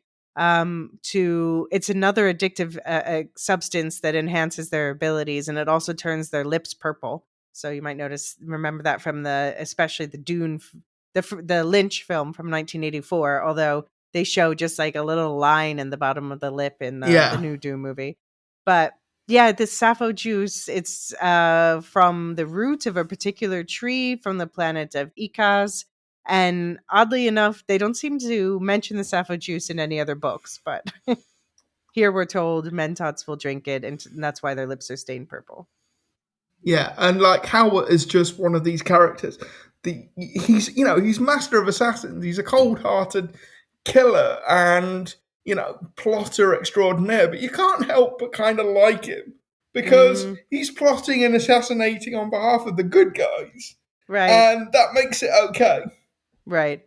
I mean, I like him when he's talking to Paul or to Leto. I like him less when he's talking to Jessica, but we'll talk Yes, about that we'll talk more about that next time. later. Yeah. uh, but yeah, so in addition to the Bene Gesserit training that Paul's getting from his mother, he's also been getting Mentat training from Hawat. So yeah, his Paul doesn't. He says straight off the bat, he doesn't really have friends, but his life has been full of all these various trainings, and we see the effects of it a lot, like from the Bene Gesserit. The Bene Gesserit were into mindfulness meditation before it was cool. Um, and his mother's taught him to be a super keen observer of the minutiae of human mannerisms. But then, thanks to the Mentat training, he's also learning how to put emotions aside to process all this information at a high level. So, really honing the mind in multiple ways. It's also worth saying that Howard generally has the reputation of being one of the best mentats Hmm. in the universe as well. Even though he is starting to age a bit, he's Right. he's generally somebody who the Harkonnens fear. Even the Emperor seems to be a Right. little bit afraid of him. Right. True. Yeah. And they also have a very highly regarded family doctor named Dr. Wellington Yue, and played by Chang Chen in the most recent movies. And Dr. Yue was trained in the Suk Medical School. And the Suk Medical School, they create the best doctors in the galaxy, also with things like cybernetics and stuff. But he's marked by the Suk School are marked by a diamond tattoo on their foreheads. And this shows that they have imperial conditioning. And imperial conditioning is supposed to make it impossible for them to take a life. And they also wear their hair long and bound with a silver ring. But yeah, we'll come back to Dr. Yue in a moment. We'll come back to Dr. Yue often, but yes, we will. um, but then the other two most important members of the household we have Duncan Idaho, played by Jason Momoa in the movies, who's a sword master, and Gurney Halleck, played by Josh Brolin, who's the war master. And so, yeah, these are kind of two sides of the same coin, but they are drawn very distinctly. So, also, of course, they are training Paul. Everybody's training Paul. Paul especially considers Duncan Idaho a friend. And Duncan Idaho, he's known as a ladies' man with cat like movements and very pretty. Gurney Halleck, on the other hand, he is a warrior poet, basically, like a troubadour of sorts. He plays a stringed instrument called the baliset, which is a descendant of our world's zithra. And but he served time in the Harkonnen slave pits, and he bears the scars of it. So he's constantly described as ugly. His sister was also killed in a Harkonnen brothel. So he hates the Harkonnens for sure, and he's known for his valor. It's an interesting little production choice in the audiobook version of this, that they give the Harkonnens an accent. They give them like this very guttural accent, and they Mm, have the guy that's reading Gurney speak in that accent as well. mm, So that's a really cool way of making it clear that he has spent time right. on Giddy On Getty Prime. Prime. Yeah. Yeah, it's just a really nice little production choice that they have, because they have the Atreides have a slight accent as well, so that Okay. you can sort of see who's talking. You can sort of instantly identify who's who. Yeah, I have But to yeah, listen to the audiobook at some point. they give Gurney a Harkonnen accent. Okay. Yeah. And Gurney, the first thing we see him training Paul on is they're practicing with fighting with these something called personal shields, which are on shield belts. So basically, there are these shields that don't completely block things from the outside, but they slow them down. And like on Arrakis, they have it applied to their entire house. They also have these belts so they can have a shield that just goes around their person. So it's always interesting to see how that's interpreted visually in the films. Yes, it's very much one of those things that changes as special effects get better. But Right. actually, I've got to say, I don't think any of the effects, and I include like the Villeneuve one as the most recent one, quite do it justice. Okay. Like, I don't think they quite get what. I don't think they quite show what Herbert is describing. So Hmm. I think that's one of the things for the next adaptation of Dune that's clearly going to come along in like 20 years' time. They still need to get right. They still haven't quite got there Well, for me. so here's this first description of the shield belt. So it says Paul snapped the force button at his waist, felt the crinkled skin tingling of the defensive field at his forehead and down his back, heard external sounds take on characteristic shield filtered flatness. In shield fighting, one moves fast on defense, slow on attack, Paul said. Attack has the sole purpose of tricking the opponent into a misstep, setting him up for the attack sinister. The shield turns the fast blow, admits the slow kinjal. And kinjal is a typical sort of dagger type weapon that they talk about a lot. But yeah, basically the shield, you have to, if you're wearing the shield or if you're fighting someone with the shield, you have to fight in a certain way. And this is the way that Paul's been trained to fight, which is becomes interesting when he goes to Arrakis and finds out, for various reasons we'll discuss, shields aren't so much used there. Yeah. And this is the thing, they have to fight. They have to fight with swords and daggers, Hmm. because if you fire a what they describe as a laser gun at a shield, you get like this massive explosion that's going to kill both you and the person. It's going to kill both the person you fired at, but it's also going to kill you as Yeah. well. So And could be it even bigger it could explosion be than even that. bigger. So yeah, it's this kind of weird thing where you've got all this advanced technology, but their main sort of fighting style was with swords and knives and daggers. Right. Because Yeah, yeah. Yeah, so it completely changes things if they can't use those. Yeah. yeah, I find it's interesting that, so these are the main members of the household coming off of Caledon, and most of the household is employed in strategy, defense, and warcraft. And the doctor, Dr. Yue, is the only one who's not explicitly employed in these darker assassin war ways, which is ironic because we're told right off the bat that Yue is the secret agent of the Harkonnens. So we're going to talk in the next episode more about how they overcame his imperial conditioning not to cause death. but it's a tale as old as time. Basically, they're controlling him with the threat of continued torture of his wife, Juana. Yes. And this is the thing, like the way Yui's character is written, you both hate him and feel sorry Yeah, for him at the same he time. hates himself, that's for Yeah, sure. yeah, he absolutely despises himself. It's this really subtle writing where he. It's very rare that you get a monster in a book admitting themselves to be the monster and sort of seeing themselves clearly, but also Yui's okay with what he's about. He's not okay with what he's about to do, but he's come to accept it as necessary to save his wife. And Hmm. he's and the thing that kind of redeems Yui is he's honest. You know, he isn't trying to make up. He isn't trying to make up excuses, or he isn't trying to. Right, he's honest with himself. Yeah, Yeah. he isn't trying to pretend that there's some way out of this where everybody can live happily ever after. He's honest with himself, and that's what kind of stops him being a mustache twirling villain. Hmm. Even though even Absolutely. though even though he does have a mustache. That's true. Yeah, Yeah, no, he's definitely he's an antagonist, but because he's forced to be so, and he also will talk in the next section about how he tries to take steps to ameliorate what he's doing also. yeah, But but he's just make it worse. yeah.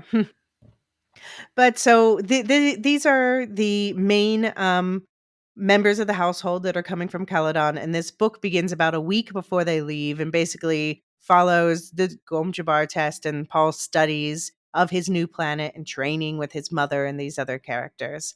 And then we get to get a glimpse of some other key players. We sidestep to the planet of Getty Prime, which is the home of the Harkonnens. And so if you've seen Dune Part 2, this is the black and white planet, although it's not described like that in the book, but I think that was a cool twist we'll talk about more when we get to that film. And yeah, the family's headed by the Baron Vladimir Harkonnen, the Stellan Skarsgård character. He is the cousin and arch enemy of House Atreides. And he envies, by the way, that the Atreides are also cousins to House Carino, the imperial house, because the Baron mostly got his titles through his partial control of Chom. That's how we're saying it, Chom. Joan, The yeah, the business that controls the spice and everything else. Um, he is characterized in the book as fat, very fat. We'll get back to that in a second. Also as gay, which this is for me when I'm talking about questionable author decisions. I noticed that Frank Herbert, he keeps saying characters who, like, describes Peter DeFries, who's played by David Dasmalchian in recent films, who's Harkonnen's Mentat. He's described as being effeminate, and that's makes him evil. And then he also has this like implication with the Harkonnen because he's preying on little boys. Somehow that's worse than preying on little girls, and that's the part about the book that makes me a little uncomfortable. yeah. Like, I would say that I would say it goes a bit further than the Baron Harkonnen being gay. You know, He's a predator, but yeah, what's the difference if it was a girl yeah, too, you know? he's a predator, and I think it's more than strongly hinted at. He's probably a pedophile Oh, as no, I well. mean, he straight up says like, "Bring that pretty little boy into my room and drug him because I don't feel like wrestling tonight." Yeah. So yeah, I mean, like Herbert does not hold back that Mm-mm. these are the bad guys, and I do see where you're coming from with Pythe because he repeatedly describes him as mincing, Yeah. like in the Yeah. way he moves. So yeah, there is an undertow. There is an undertow of homophobia to the way they're written. Yeah. But also, yeah, the Baron Harkonnen is very, very, very big guy. He is more than 200 kilograms. So Americans, that means he's like 450 pounds. And he uses, so one of the most important recurring technologies in this book is suspensor technology. So we have suspensor lights, suspensor chairs, and these are basically, it just means they hover, they're not connected to anything. They just kind of hover and they can move around and follow you or whatever.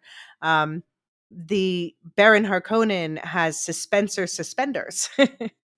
So basically, he's weighs this much, but he has these suspenders holding up most of his bulk so that he can walk with a light step. Yeah, I've always wondered, like, because okay, that explains how he can move, but like, how has he not? How has he not died of a massive heart attack, a massive Yeah, stroke? well, yeah, Yeah, good medicine, I guess. But yeah, yeah, he just lots of spice, I imagine. um, he does not fly like he does in the movies. By the way, both the movies do that. He does not fly. He just walks lighter.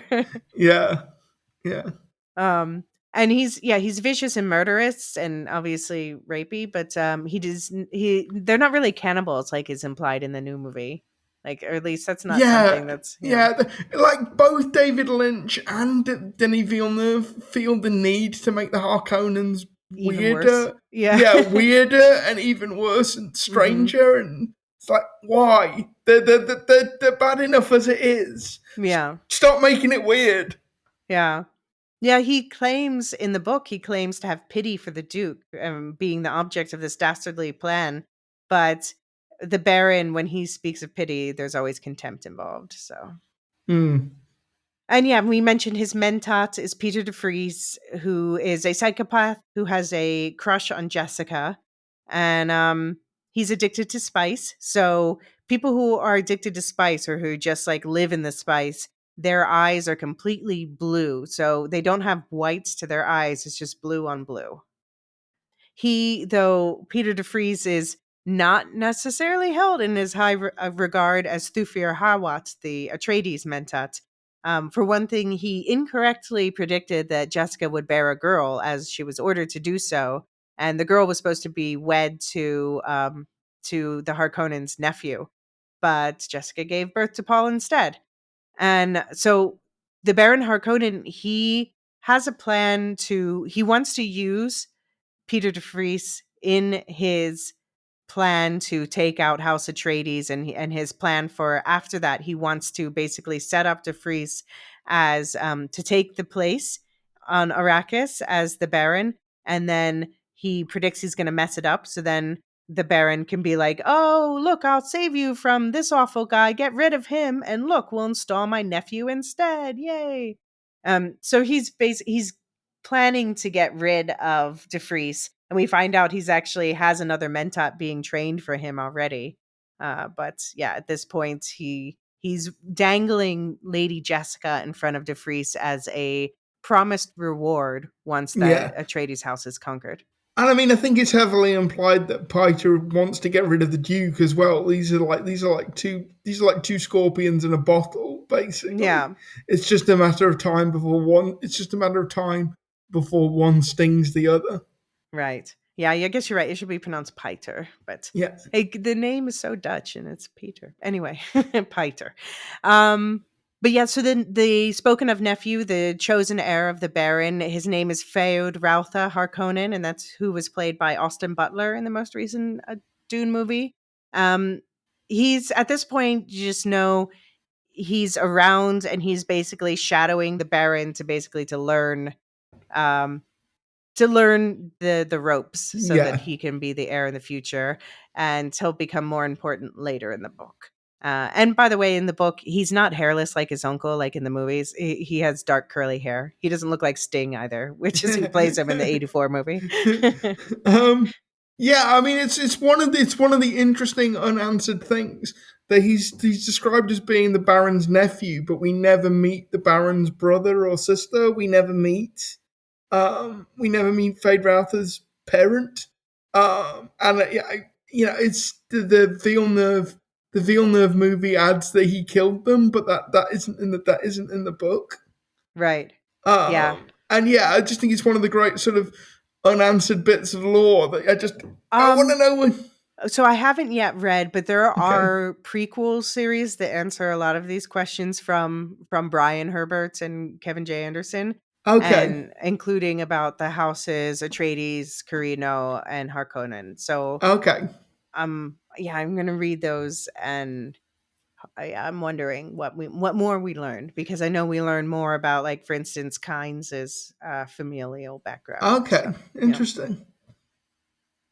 So another vocab word that we need to introduce here, because there's a word called conley, and the conley is basically a structured way to enact a blood feud or a vendetta, according to an agreement called the Great Convention.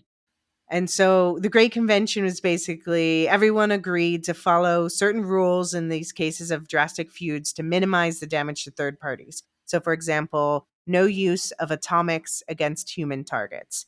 Um, but yeah, at this point in the book, Leto and Vladimir Harkonnen are very openly like, we have Conley. Yeah, and one of the rules is before you engage in this war of assassins, this vendetta, you have to offer to settle the feud. So Mm-hmm. the Baron Harkonnen writes to the Duke at the beginning of the book, basically saying, "I'm prepared to let bygones be bygones if you are." And Leto Atreides sends him back this very curt note, basically going basically going screw you. Yeah. But there's this idea that the forms have been observed. Mm-hmm. A hand has been offered and it's been slapped away, and Yeah. therefore whatever happens Which, of course, next, Leto knows is bullshit. But yeah, yeah, the forms were. the forms were observed. Yeah, It's a lot about, like, appearances in this world of the yeah, great houses, especially. Yeah. yeah. Yeah. And yeah, one other massive group of people we have to bring up is the Sardaukar. Sardaukar. Sardaukar. Yeah, Sardaukar.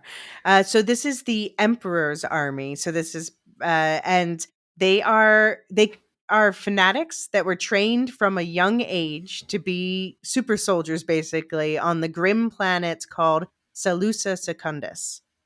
And this is supposed to be the best army in the galaxy, but the Emperor is afraid that maybe the Atreides army might be even better. So this is part of the reason why he's got to, like, take them out, because no one could yeah. be better than the Sardaukar. Yeah. And again, Sardaukar is one of these things that has it's a word that has real life meaning. So the Sardaukar were the imperial bodyguard to the Ottoman Caliph. That's where that Okay. comes from. So actually, the Sardaukar in the books and the Sardaukar in real life kind of similar. Right. Okay. Okay. Yeah. They're like, be like the Roman Praetorian Guard. Yeah, a little bit. Yeah. Yeah. But yeah, these are super intense, and so we have two legions of them that are supplementing the Harkonnen army in their operations in Arrakis, and they're dressed in Harkonnen armor so that people don't know, because the Emperor doesn't want the other great houses to turn on him. But Paul's family already assumes their involvement, and then we get several times where people just look at certain quote unquote Harkonnen soldiers and can tell they're like, oh no, that's Sardaukar. The way they're moving, the way, Yeah. they're conditioned a particular way. The reason the Atreides know that the Emperor is behind all this is the Emperor has been stockpiling spice as well as the Mm. Harkonnen. That's what Hmm. that's what gives the game away. Yeah. Um, and Yeah. so really, this is like the tragedy of it all.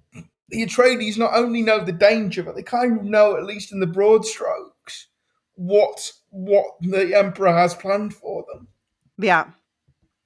Yeah, but as you said, it's all about appearances on the surface. If the emperor can plausibly deny being involved, and obviously he's not going to turn his own truth sayer on himself. Everyone else is afraid of the truth sayer, but Yeah, she's employed by the emperor.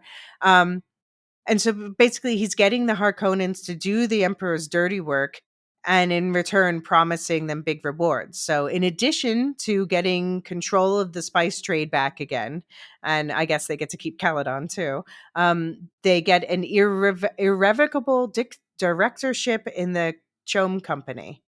So, just more security for the long term yeah. of the Harkonnen family.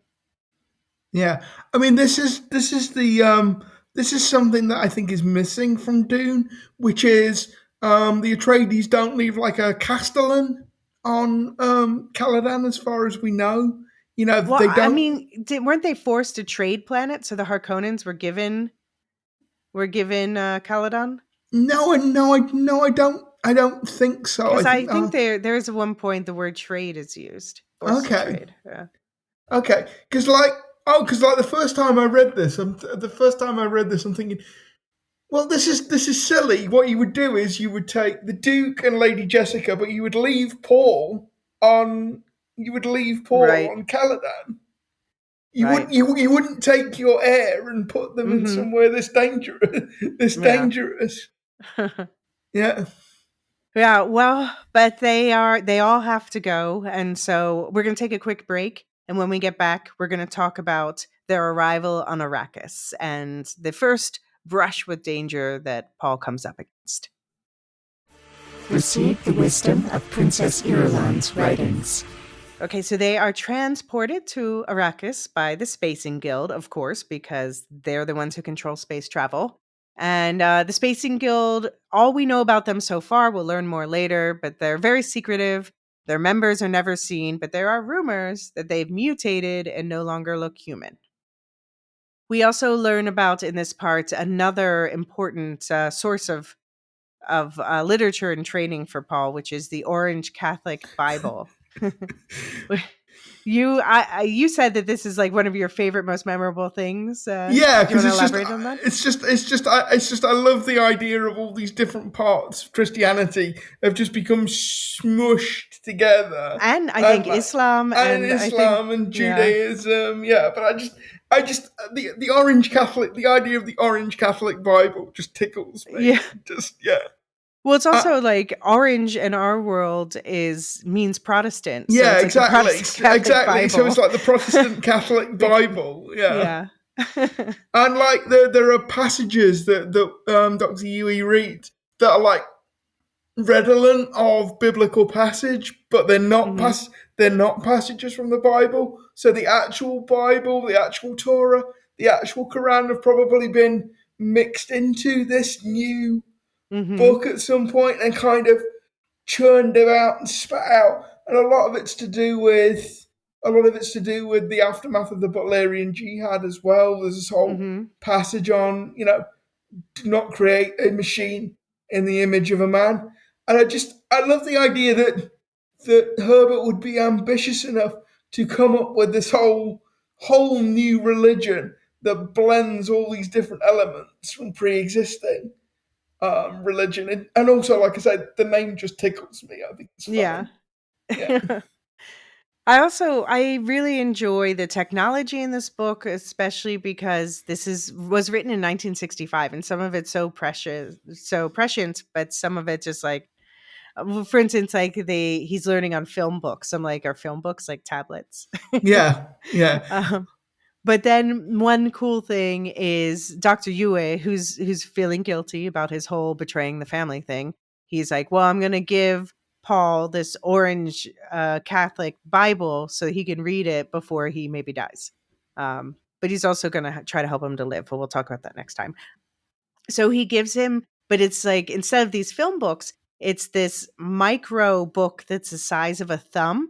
And so to quote the book, it's a very old Orange Catholic Bible made for space travelers, not a film book, but actually printed on filament paper. It has its own magnifier and electrostatic charge system. He picked it up, demonstrated.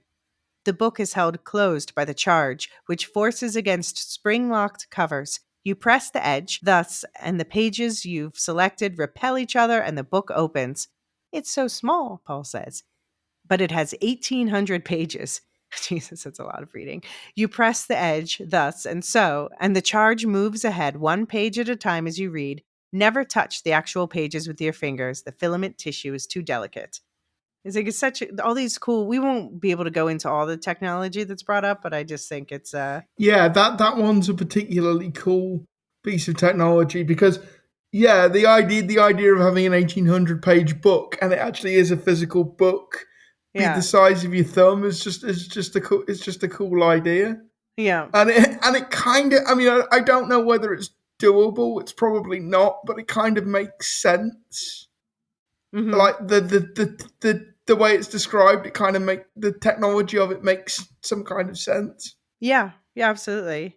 No, and it's just yeah, before he had like the technology we have today, he was thinking of these original things, some that came to pass and some that I don't know. Yeah, I would love to see someone try to make that. But the magnification part would be tricky Yeah, it because how do was. you get the right part of the page if it's that Yeah, small? yeah. How do you like move? How do you like move to the next line? Right, Yeah, exactly. Never yeah, mind the next page, yeah. yeah. um But yeah, so Arrakis, the planet, which is called Dune, as the name suggests, it's mostly desert, or it's all desert basically, with some cities. And the weather controls not possible on this planet like other places, for reasons that shall be discussed as the series continues. There are terrible sandstorms there, and the quote unquote rulers, these great houses, are confined largely to their cities, while a people called the Fremen rule the rest of the planet. And so they have a saying, polish comes from the cities, wisdom from the desert. And we have the Harkonnen stronghold on Arrakis was this city Carthage, which is this kind of newly built city. It's a bigger city, but the Atreides decide to settle in the older, smaller, easier to defend Arrakeen.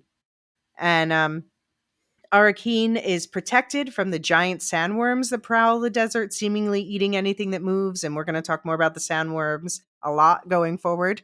Um, but the city's protected by a shield wall.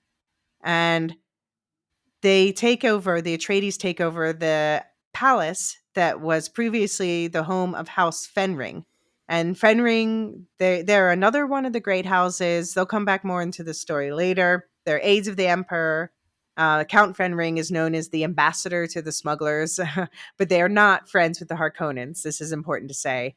And so the Fenring couple, who we'll talk about more in subsequent discussions, is Count Hasamir Fenring and his wife Margot.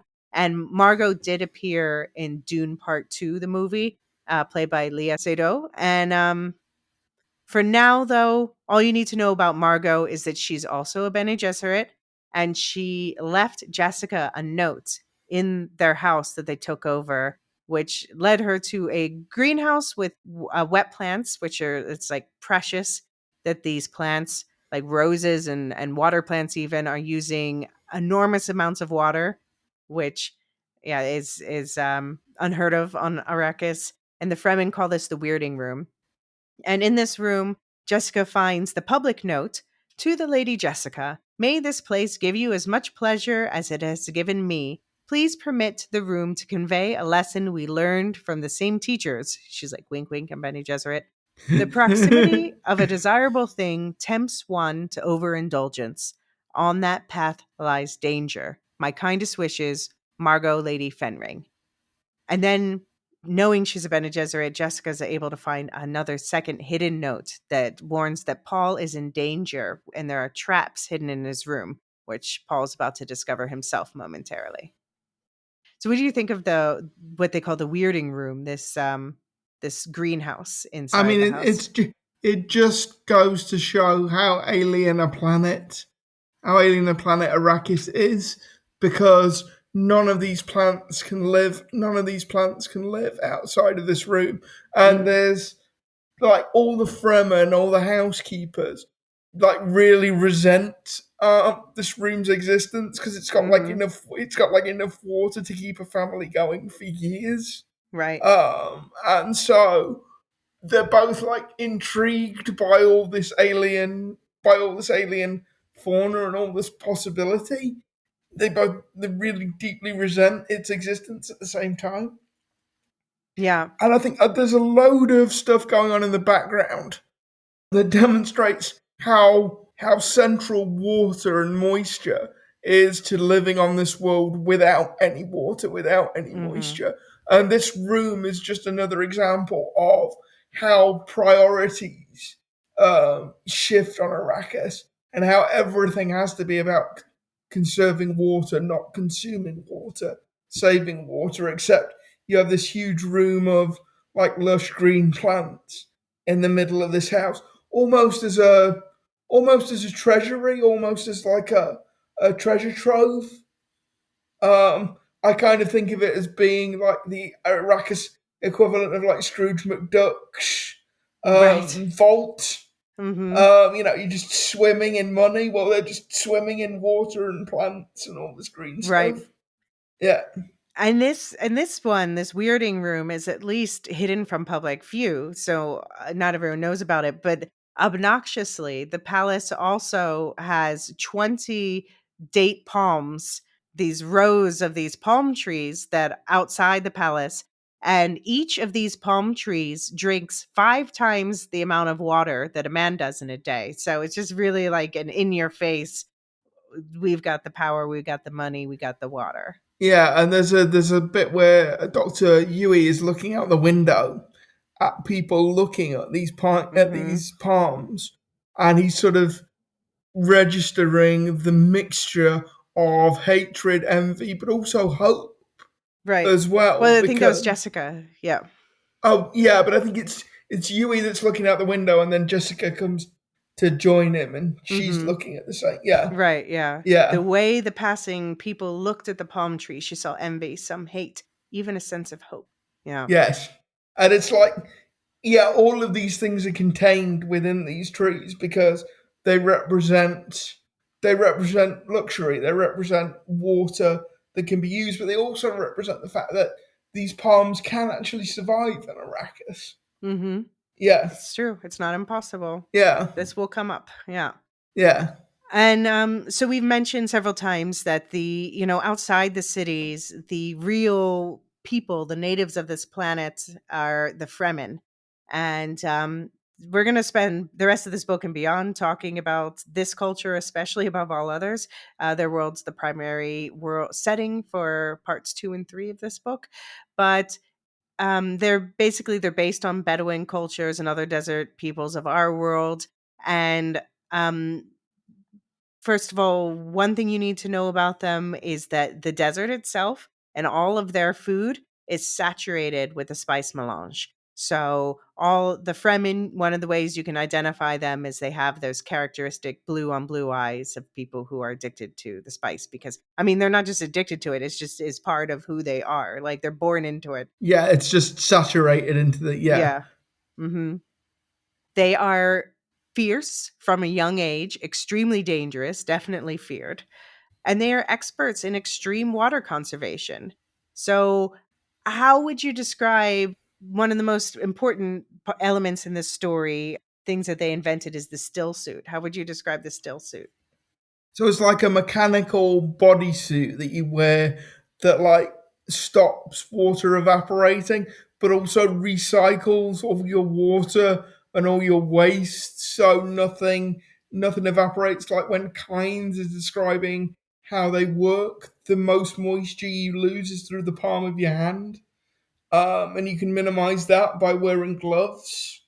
So the idea of this suit is that it minimizes water loss, and then your body's own water is sort of diverted into these catch pockets across your chest and on your hips, Right? Like where you even where your you can breath. yeah where Yeah. you can drink and you can drink from it. So you're literally drinking recycled versions of your own waste and Yeah.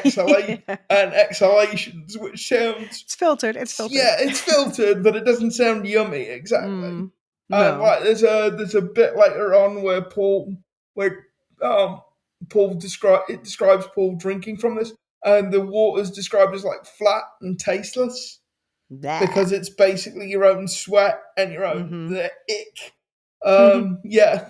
At least it's tasteless. It could be At least worse. it's tasteless. It could be worse, yeah. Yeah, but the Fremen, of course, they're the ones who understand the planet's mysteries, like why water keeps disappearing there, and they've evolved so that even their blood thickens faster when they're cut. The Harkonnens and the Emperor drastically underestimate them, underestimate how many of them there are, and how deep in the desert they live. And the Fremen, they hate the Harkonnens, so the Harkonnens, are just awful people, and the Fremen are like, that sucks. Bye. But when the Atreides show up, they have no reason to think the Atreides are going to be any different. So they are, wary at first, let's say. Yeah, and the Atreides' whole like plan to counter the Harkonnen threat, the threat from the Emperor, is to recruit the Fremen, is to bring the Fremen onto their side and make them part of their army, Hmm. on the perfectly valid assumption that these people must be excellent fighters Right. and they know the conditions better than anybody else. So it's Yeah. not just the Atreides aren't being decent to the Fremen just because they're good people, although No, they are. they're powerful allies. Yeah. Yeah, although they are better than the Harkonnens, but they're doing it with the deliberate intention of basically recruiting the Fremen into their army. So they want 5 legions. I don't know how many 5 legions are, but that's like the task. Three more than the Letov's, Sardaukar yeah. sent to the Harkonnens. Yeah. So that's like the task that Leto sets Duncan Idaho, because Duncan Idaho's like Right. assigned as the ambassador. So Duncan Hyde, Idaho again is the Jason Momoa pretty boy ladies man Yeah. swordmaster. Yeah, but he's gone ahead of the main body of House Atreides, and he's been like the Duke's envoy, the Duke's ambassador to the Fremen. So I don't know how far you want me to go with this, but he meets Oh, the we'll leader. talk Okay, about yeah, I don't want to throw okay, too many people out. I'm trying to okay, keep it to just the people mentioned in this part of the book. But yeah, okay. but so we know at this point that Duncan Idaho, he's gone ahead. He went to Arrakis a day before everyone else. He's sent out into the desert to try to make friends with the Fremen. And basically, they sent him because his personalities, he's proud, he's ruthless, and he's honest. And these are qualities that the Fremen admire. I mean, and also he's probably got the physical stamina to actually go out in the desert Right, and find somebody as well. right, right. And yeah, the Fremen, they are in large part, I do like the way we'll talk about this more when we talk about the Dune Part 2 movie. I like the way they played with this there. But they are, especially in the book, in large part a religious people.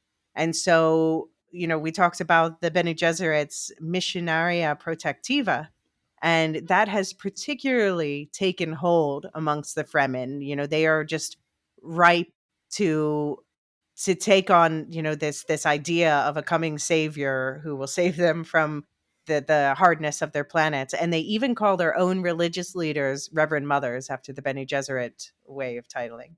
Mm. And you get the kind of implication that the Missionario Protectiva is particularly like fruitful in harsh places. There's Hmm. kind of the implication that maybe it Right. doesn't take everywhere, but Like Caladan, they're like, no, we're fine. We're going for a swim. yeah, we're just going for a swim. We're just off growing rice and living Hmm. on our water planet. But like I think there's the inference that this kind of messiah complex fits very well with the situation the Fremen find themselves in, and it sits very well with sort of pre-existing Fremen culture. So Yeah. there's a niche that it fills. Yeah. And another way they're making friends with the Fremen is, their own people are busy setting stuff up. So they decide to hire all new Fremen household servants because they're like, you know what? They hate the Harkonnens, and that's good enough for us. Yeah, you can't argue with that logic. Yeah. Um, and so the most important staff member that joins them is their new head housekeeper is a woman named Shoutout Mapes. And Shoutout is a Fremen title meaning well dipper. And shout out Mapes, she wants to serve Jessica because she recognizes her from these legends, the Missionaria Protectiva legends. And so she's like, this is the potential mother of the chosen one. So she's like, I want to talk to her and I want to find out if she is who I hope she is. And and Jessica, she's able to read the situation and play it well because she's a trained Bene Gesserit, and she knows that there are certain things in this Missionaria Protectiva, that certain words she can call upon, and she also reads the way that Mapes responds to the things that she says, so that she can sound even more like, oh, I know the ways of the Fremen, of course, because I am this mother of the chosen one. And so once Mapes is satisfied that Jessica is the mother from the prophecies, Mapes gives her something called a Chris knife. And a crysknife is made from the tooth of a giant sandworm.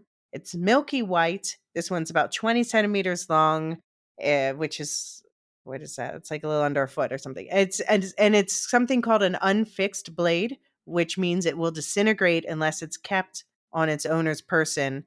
But then she'll have it for her entire life. But she has to keep it hidden from all others upon pain of the viewer's death.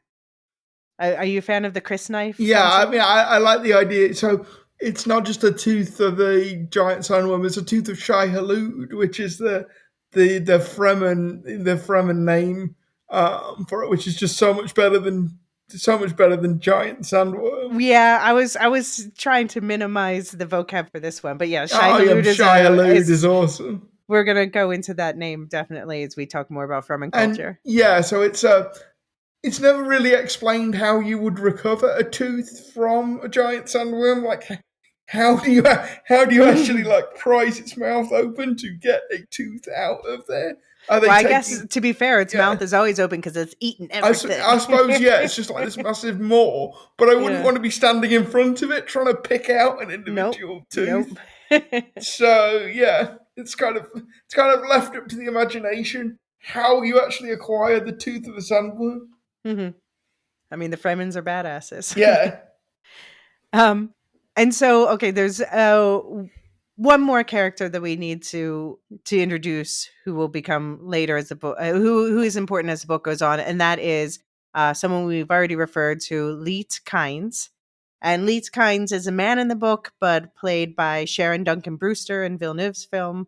And Kynes is the imperial ecologist on Arrakis, the judge of the change, and supposed to be loyal to the emperor, but Kynes is mostly loyal to his mother's Fremen culture and his own dreams for Arrakis. So we're going to discuss more about his dreams for Arrakis and especially the next episode. But this is, yeah, the emperor's like, oh, we've got this one in our pocket, and Kynes is like, Fremen interests come first. and not only is he the planetary ecologist, but he's also what's called the judge of the change, Mm-hmm. which is the imperial official basically charged every time a fief changes hands, every time a planet changes hands, the judge of the change is there to make sure it goes smoothly and that the the rules and the form of Canley is observed and that imperial interests aren't harmed by any vendetta. So Kynes is meant to be kind of, if you like, the referee in this conflict between the Atreides and the Harkonnen. But the emperor does not expect Kynes to be neutral. The emperor Exactly. expects Kynes to be on his side. The, Yeah. the, the fix is in. This referee has been nobbled. Supposedly been nobbled anyway. Right. Yeah.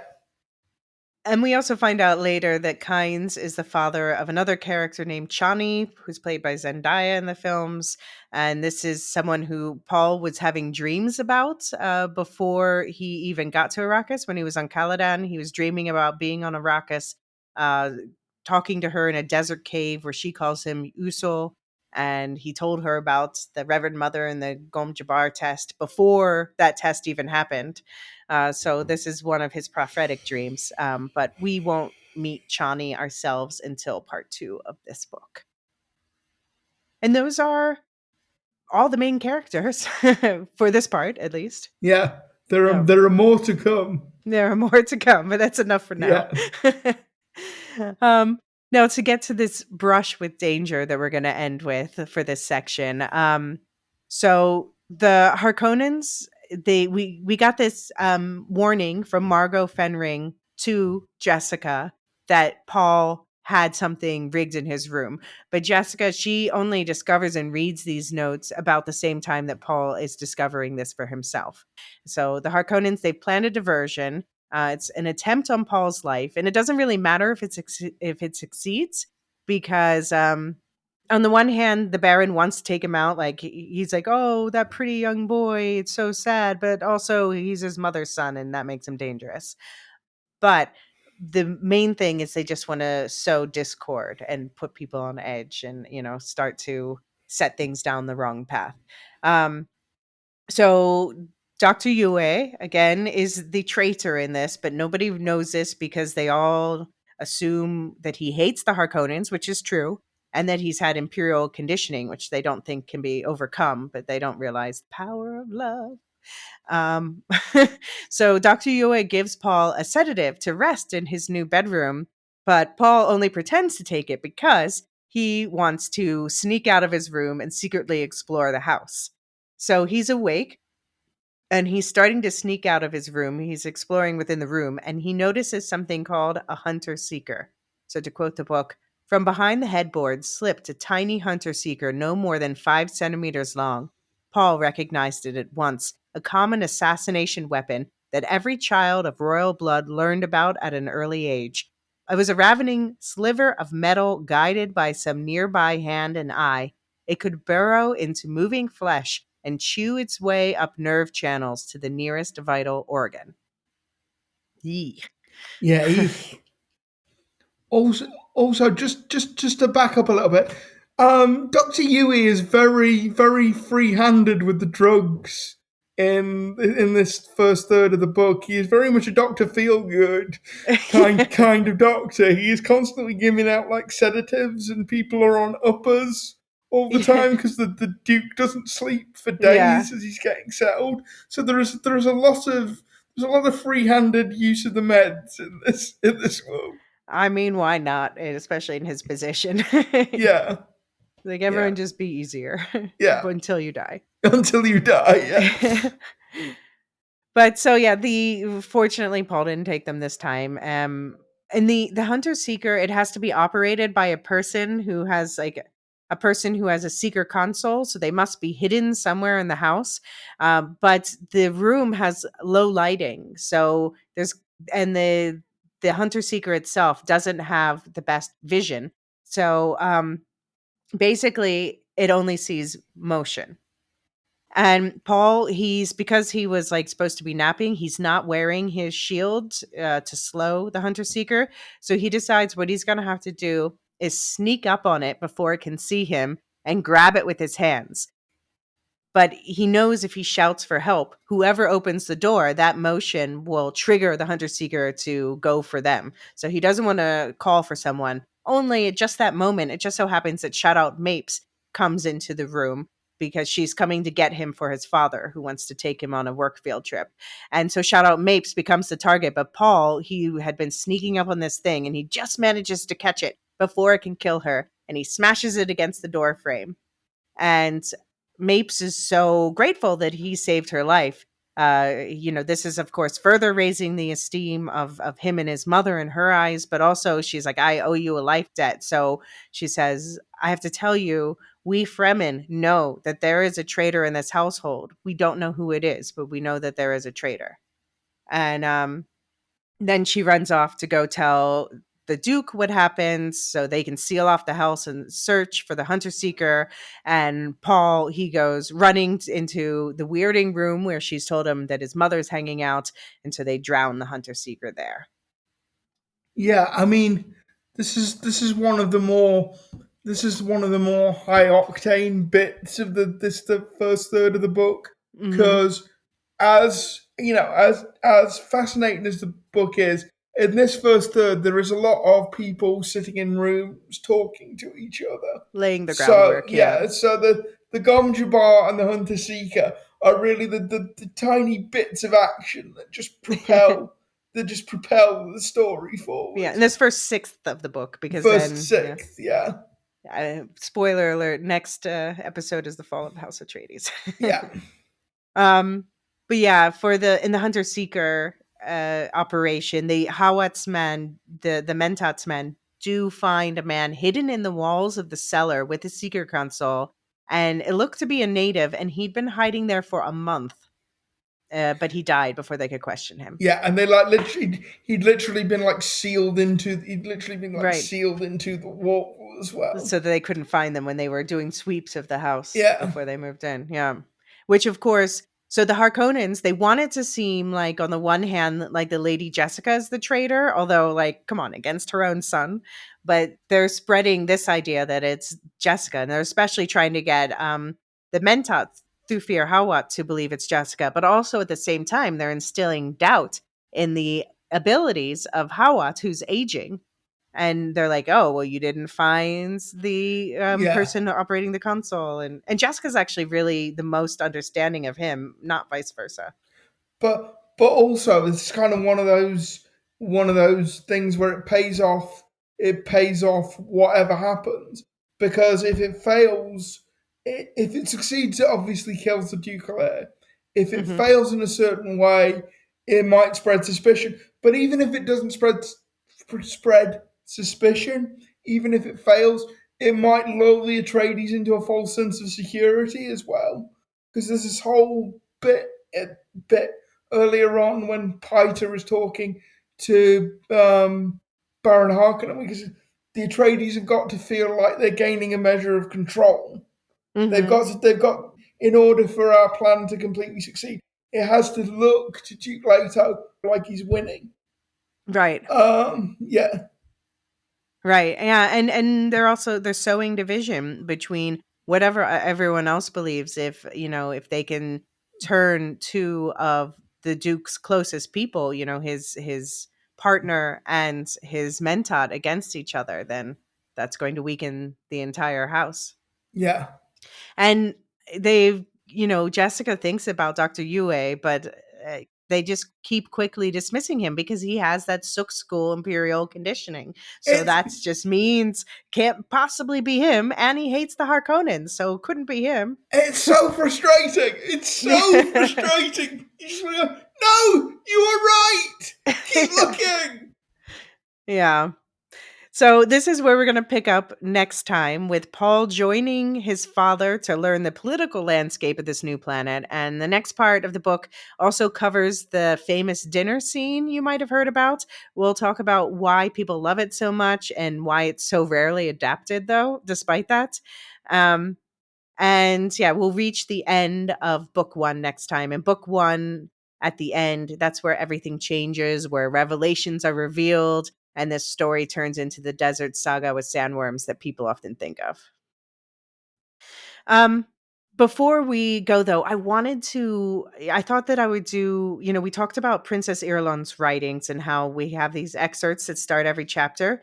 So I thought each time I could pull out a few of the most telling ones, the most interesting ones that we could. So we have a sample of what these Princess Irulan writings are about, but also what they're teaching the reader about. So one from one of the first chapters is from the Manual of Muad'Dib. To attempt an understanding of Muad'Dib without understanding his mortal enemies, the Harkonnens, is to attempt seeing truth without knowing falsehood. It is the attempt to see the light without knowing darkness. It cannot be. So, what do you think about that? You can't understand the Atreides or Paul without Yeah, understanding his enemies. yeah. I mean, I love all these little epigraphs Yeah. that are scattered throughout the book. I think is my favorite one is going to come up next time Okay. when we see the Emperor's reaction to the Duke's death. Mm. I think that's my favorite, because Okay. it's not Erelon writing about other people. It's pretty much unique Right. in It's that her she's own writing family, about her own experience. her own father. Yeah, Yeah. Yeah. Yeah, and speaking of fathers, so another one that she wrote from Muad'Dib Family Commentaries is she says, how do we approach the study of Muad'Dib's father? A man of surpassing warmth and surprising coldness was Duke Leto Atreides. Yet many facts open the way to this Duke: his abiding love for his Bene Gesserit lady, the dreams he held for his son, the devotion with which men served him. You see him there, a man snared by destiny, a lonely figure with his light dimmed behind the glory of his son. Still, one must ask, what is the son but an extension of the father? So I guess this is what David was saying about how Leto really hangs yeah, over the whole story even after, yeah. And spoiler, like, his death. and spoiler is death. And yeah, there's this idea that Paul may be, he may be Bene Gesserit, he may be trained by his mother, but the genetic line, the inheritance that lets him become the Kwisatz Haderach that's as much coming from Leto as it is from Jessica. Mm-hmm. And I like this sort of, and you see it a lot in the book. This distinction between Duke Leto, Yeah. the Atreides Duke, and Leto Atreides, just The father the and lover. father, and like he's a character that has to wear a mask of authority, but Mm-hmm. he's worn that mask for so long that it's actually become part of his personality. It's actually become part of his personality. Yeah. Right. And we talked about his own father, so. Yeah, and you get the sense that his relationship to his father might have been a little bit abusive, Mm. or at least Jessica seems to think it Yeah. was. At least very abusively cold, but maybe Yeah, worse. Yeah. Yeah. Yeah. And we also, so the last quote from Princess Irulan I pulled is from The Humanity of Muad'Dib. And it's about many have marked the speed with which Muad'Dib learned the necessities of Arrakis. The Bene Gesserit, of course, know the basics of this speed. For the others, we can say that Muad'Dib learned rapidly because his first training was in how to learn. And the first lesson of all was a basic trust that he could learn. It is shocking to find how many people do not believe they can learn, and how many more believe learning to be difficult. Muad'Dib knew that every experience carries its lesson. And I think that's a lesson we should all carry with us. yeah, and that's something we should all remember, kids. Yeah. I love this idea because when I think back on, I did have a fancy education. And when I think back on what I take away from it, it's not necessarily memorizing the dates or economic principles or whatever, it's what most learned was how to learn. Yeah, And that's something you carry with you forever.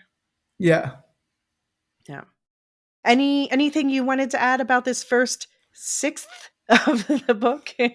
No, I think we'll wrap it up there. Yeah, we've gone on a bit long. I'm glad we had the nice opening with David. Next time we'll dive right directly into the second half of this first book of the first book. Yep. So we'll get almost to the We'll get to the but not quite to the halfway mark. yeah. I noticed in my book it says that it's 38% of the book at the end of the full first book, but that's not including the appendices, which we're not going to Okay. go through in that kind of detail. Yeah. But all right. So, as far as what's going on elsewhere in the book club, we've wrapped up the silo book breakdowns, Abby and I. And now in this public feed, we are also ramping up for silo. So, we'll be back to chat about any trailers or additional info that might be released. And then you can expect, while the season is on, weekly breakdowns of every silo episode, as well as book spoiler extra episodes for subscribers, going a little deeper into that spoiler and discussion. Plus, so subscribers have access to that, but there's also going to be Silo season passes that I'm setting up for those who just want to access the Silo special episodes without subscribing to the rest of the content. And on the public feed, we're going to do periodic feedback episodes. So we want to hear all your thoughts about Silo as we go. Please email that to woolshiftdustpodcast@gmail.com. And feel free to send in feedback to be included in the book spoiler episodes as well. And before and after, we'll of course be continuing this Dune series. We'll keep the Dune series going. So please do share this episode with any other Dune lovers in your life who you think might enjoy it, or anyone who wants a deeper understanding of this story with or without having to read it themselves. And for those of you who have read the books, do send in your top 3 most memorable scenes from the book to woolshiftdustpodcast@gmail.com, and you'll find that linked in the show notes. Now, as far as getting in touch with us, in addition to the email address, I'm still active on social media. Luke, not so much these days. I'm active on Blue Sky, but I have Okay. overthrown our Muskian overlord.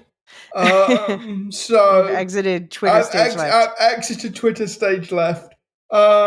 And I will get more. I will get more active on the Discord. I'm sorry that I don't spend enough time there, but it's my new season resolution for season 2 of Silo that I will spend more time on the Discord. Okay. Well, if you want to get in touch with Luke in the meantime, you can email us or you can leave a message on the Will Shift Us channel of the Lorehounds Discord, and I'll make sure Luke gets it. And you'll find that Discord invite in the show notes as well, in addition to all the links to the other affiliates on the network. Anything else you wanted to add before we go? No, I think that's it. All right. Well, thank you for sticking with us through this long episode. Hope it was an interesting dive into setting the stage for the rest of the Dune story to come from here. It's all action and sandworms. Just remember, if the Gom Jabbar is at your neck, you must ignore your hand in the box of pain. What's in the box?